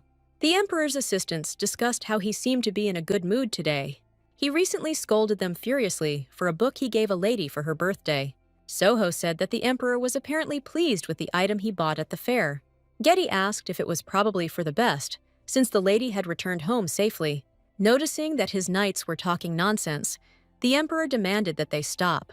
Then the deputy commander asked whether the emperor would take part in the hunting festival, and he added that there were some things that needed to be discussed, since he was taking part in this year's festival. Getty continued, asking if His Majesty would invite Lady Lockhart as a partner. Soho noted that since the gift had failed, it would be good to show off at the festival. For these speeches, the knights were punished and looked at the wall so that the emperor could not see their faces. But as they continued chatting, Soho reminded them that there is an unspoken tradition at the festival. The winner of the hunting festival invites the person he likes on a date. And doesn't His Majesty need to win the favor of the lady as emperor too? There is a festival in the imperial forest, but it is dangerous because there are monsters there. During the festival, monsters are destroyed, and those with the best results receive gold and a medal. It has become a tradition for the winner to invite the girl he likes on a date. Even Viscount Lockhart was lucky enough to marry the Duchess with the help of this festival. Soho said that this might be a chance to build a relationship with Lady Lockhart. And since the Lockhart family history is well known, the lady probably knows it too. The lady may not have any particular hopes and dreams about hunting, but anything is possible. Suddenly, some stranger will propose, or some rich man will invite you on a date. Soho continued that for some reason, the young lady was avoiding marriage with the emperor. But this could be a great chance to leave a more positive impression. Therefore, at the hunting festival, His Majesty must win the heart of the lady. A few days later, our heroine compared the imperial palace to 10 ducal ones, because it was huge and she didn't know if she could handle it in the time allotted. I remembered the maid's words that the effect would only last 48 hours. Emma warned the lady that if she brewed it stronger, the effect would last longer, but this was very dangerous because memory leaves stimulate brain function. Enya knew this, but since she often came and went from the palace, she might find a clue. Only hoping for this, our heroine decided on this adventure and was now following her father. She won't be able to walk around the entire palace anyway, so she needs to choose key places. The father plucked up his courage and asked if she had gotten up so early today just for this. Just to accompany, her actions lately seem strange. Or the case of the letter of recommendation for Lady Portnam to be hired as a maid. My Lord Marcus glared at her and asked her to tell him what she had in mind this time. She replied that since she had upset him with her escape, she could at least please him in another way. The father thought for a moment, and our heroine thought that the lie must have been too obvious. But my lord did not insist. He thanked her for seeing him off. Then the Duke wished his daughter a safe journey home and walked away quickly. Having said that they would see each other at home, Enya, for some reason, felt guilty towards her father. But on the other hand, if she wanted to protect her beloved family, then she had no choice. After some time, she thought that remembering everything turned out to be much more difficult. She visited every place where guests are allowed, from the reception area to the banquet hall. She fooled the servants, but nothing connected with the palace came to mind. I even began to understand why my father always said that she was a problem. She asked the palace staff who recognized her not to say anything to the emperor. However, sooner or later he would find out. And before that, she needed to remember at least something. One old building did not fit in with the palace, and, judging by its height, was a tower or a prison. But one thing was clear, it had been abandoned for a long time and looked creepy. For some reason, the building seemed familiar to her. Was it somehow connected with her childhood? Inside, it looked like a residence, but judging by the walls and furniture, there had been a fire. As she walked through the halls, she wondered who could possibly live in this place. Stopping in front of the portrait, she noticed the golden hair and eyes like the sea. There was no doubt, because judging by his appearance and magnificent clothes, he was the emperor. But his aura was very different from the current one, which means it was the previous one that was depicted. There were two people in the portrait, the deceased emperor and a man who was also no longer alive. They had different mothers, and although they were brothers, they differed in character and appearance. When the gentle late emperor suddenly died, the cruel older brother ascended to the throne. He became a tyrant, and the current emperor, unable to tolerate this, rose in rebellion. After the despot was overthrown and died, peace and prosperity finally came to the empire. He was hailed as a hero who killed the monster, but the emperor killed his own father. Also, considering his cruelty in the original, he was no better than a madman to her. Reflecting on all this, our heroine did not notice the appearance of the culprit of her thoughts. His expression was hidden behind the mask, but he was extremely surprised by her presence. Having greeted him, I wondered why he was here. Could this really be his secret hideout? The emperor said that he had not heard that she was planning to visit the palace today. After apologizing, she explained that she was seeing her father off, and then decided to look around a bit. He allowed her to stay. Then she asked if it wouldn't disturb his rest, to which the emperor replied that he himself had offered to stay, and Enya apologized again. Then he asked if she didn't like scary places. People don't come here out of curiosity. Having said that she had taken the wrong turn, she wondered how he knew that she didn't like scary things, and she thought that even she understood that this excuse sounded implausible. When he asked her if she knew what this place was, she replied that she could not know about it. The emperor revealed that this place was built by the previous emperor to imprison someone, but since that emperor died, he now uses it as a personal resting place. He said that she couldn't recognize it now because it had changed so much. It sounded like she had been here before, and it made her feel a little uneasy. Having said that nothing she remembered was a pleasant memory, he changed the subject. The emperor spoke of what he wanted to talk about, and she was afraid that it was about the proposal again. She wanted to avoid it, but he asked her to be his partner at the hunting festival. There was so much surprise in her question, "What?" that the emperor took it for a categorical refusal. So he said that at the fair, he had the right to ask the Lockhart family for whatever he wanted. His offer to be his partner at the festival amazed our heroine. The first thing she thought was why he didn't ask her to marry him, and he wished for her to become his partner at this annual spring event. After getting over the initial shock, she asked if she could ask him one question. She asked if he was really willing to spend his right on something like that. He also asked if he asked her to be her partner without him, would she agree? She thought that if it weren't for the recent circumstances, she would have come up with a whole bunch of excuses. And even though she came back, he did not use his power and strength. And he took advantage of his right in this way. And isn't the emperor attentive to her? Enya thought that in that case, all she could do was be honest with him in return. She said out loud that she thought he would use his right to get married. And despite receiving his proposal, she acted recklessly and impulsively, having thereby betrayed not only respect, but also trust. He showed understanding in response. Therefore, to be honest, she cannot become his wife because she does not want children. In the original novel, it was said that the emperor did not immediately become obsessed with his wife, and he became even more insane after he shared the marriage bed with the empress. So now he should be in a normal condition, and we can talk to him. Marriages are for procreation, and she decided to use this as a reason to refuse. After all, if she says that she doesn't want to have children, then he might change his mind about getting married. However, he asked that if he said he didn't want children, she would reconsider his proposal. And he answered negatively to her question, "Isn't this one of the duties of the empress?" If she doesn't want to have children, then he has no desire to pressure her. Our heroine couldn't believe that she had just thrown out one of the reasons for refusal. Enya asked why His Majesty waited for her for years when she ran away from home. The answer was that he would tell her everything if she agreed to become a partner at the festival. She agreed, and upon returning home, received an official invitation from him.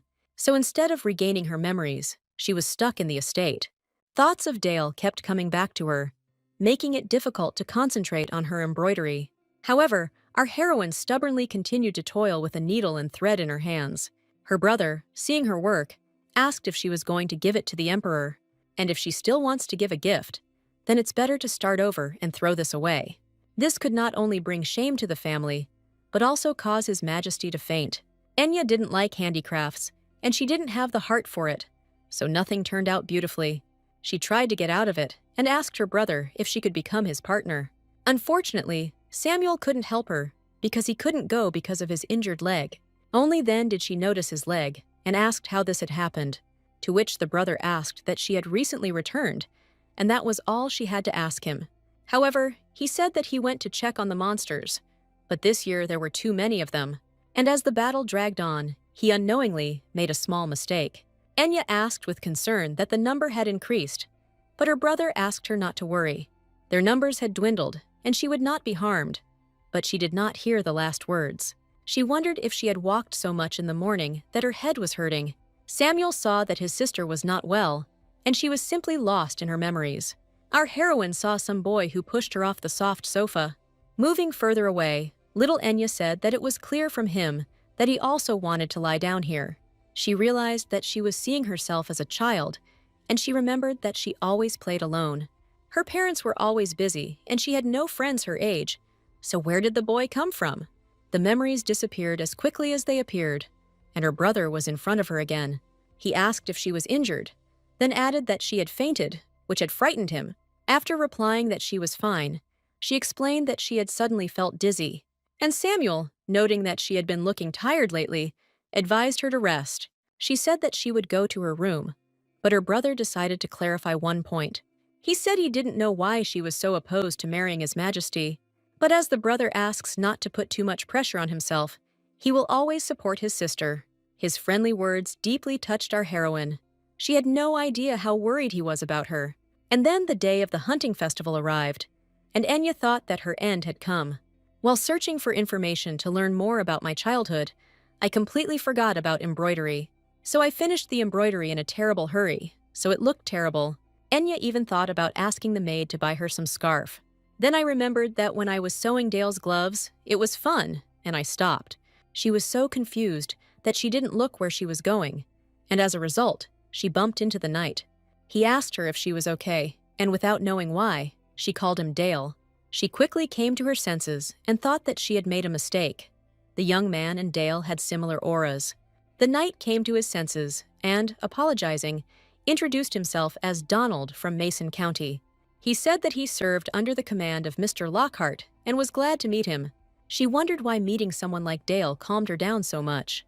Donald said that after seeing her in person, he realized that the rumors that the young master appreciated her were true, and that probably because of her beauty he was afraid to show her to the world.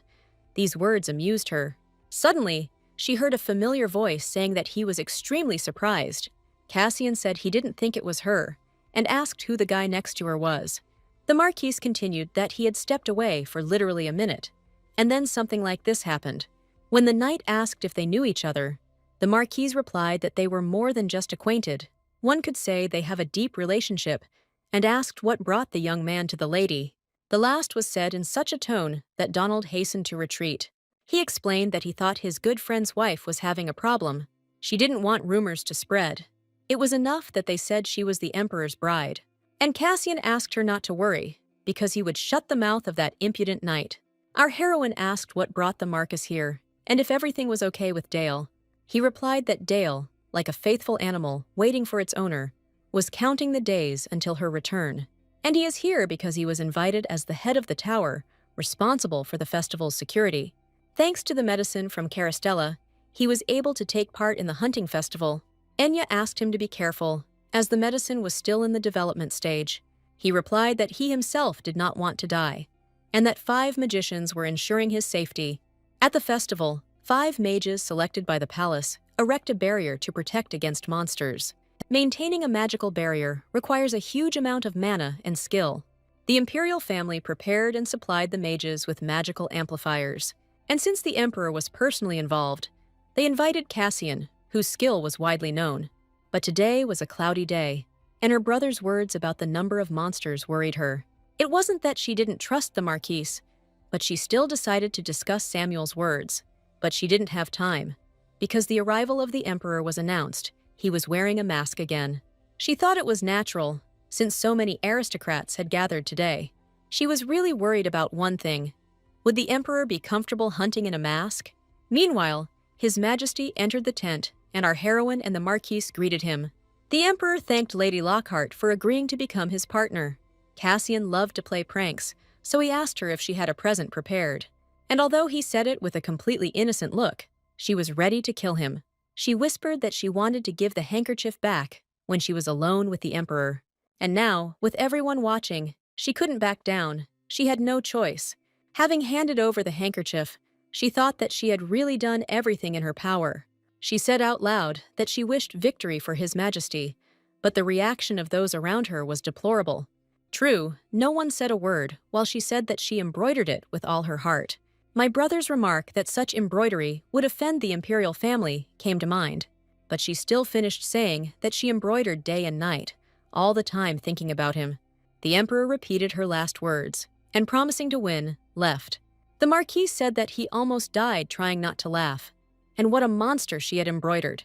Enya retorted that if he liked monsters so much, she could turn him into one. Cassian thanked her, adding that seeing something like that was more than enough for him. She asked him if it was time for him to get down to business, otherwise they might think he was having fun. He replied that since he had already managed to have a little fun, he would go and said goodbye. Our heroine could finally be alone for a while, and most importantly, in silence. She was half forced to participate in the festival, but she was interested in the emperor's answer. What will he answer her? Why did he wait these 4 years? And maybe she will understand why he is obsessed with her. She was distracted by a strong smell. It was the smell of illness, like that of a sick person. It was the same first aid kit that is issued to every tent in the camp. But after the bottle with the medicine fell and the liquid spilled, the smell intensified. And mixed with it was an artificial scent that she normally doesn't smell. Something was much sharper, as if an alarm, invisible and obsessive, was awakening uneasiness. Following her feelings, Enya began to look around and realized where the smell was coming from. It came from one person. There were people around him. They were asking what was going on. It could be contagious, so it was necessary to find out how many people had been in contact with the magician. The magician cast protective magic on each participant, so the number was not small. One of the guards ran towards our heroine and asked her to hide in a safe place.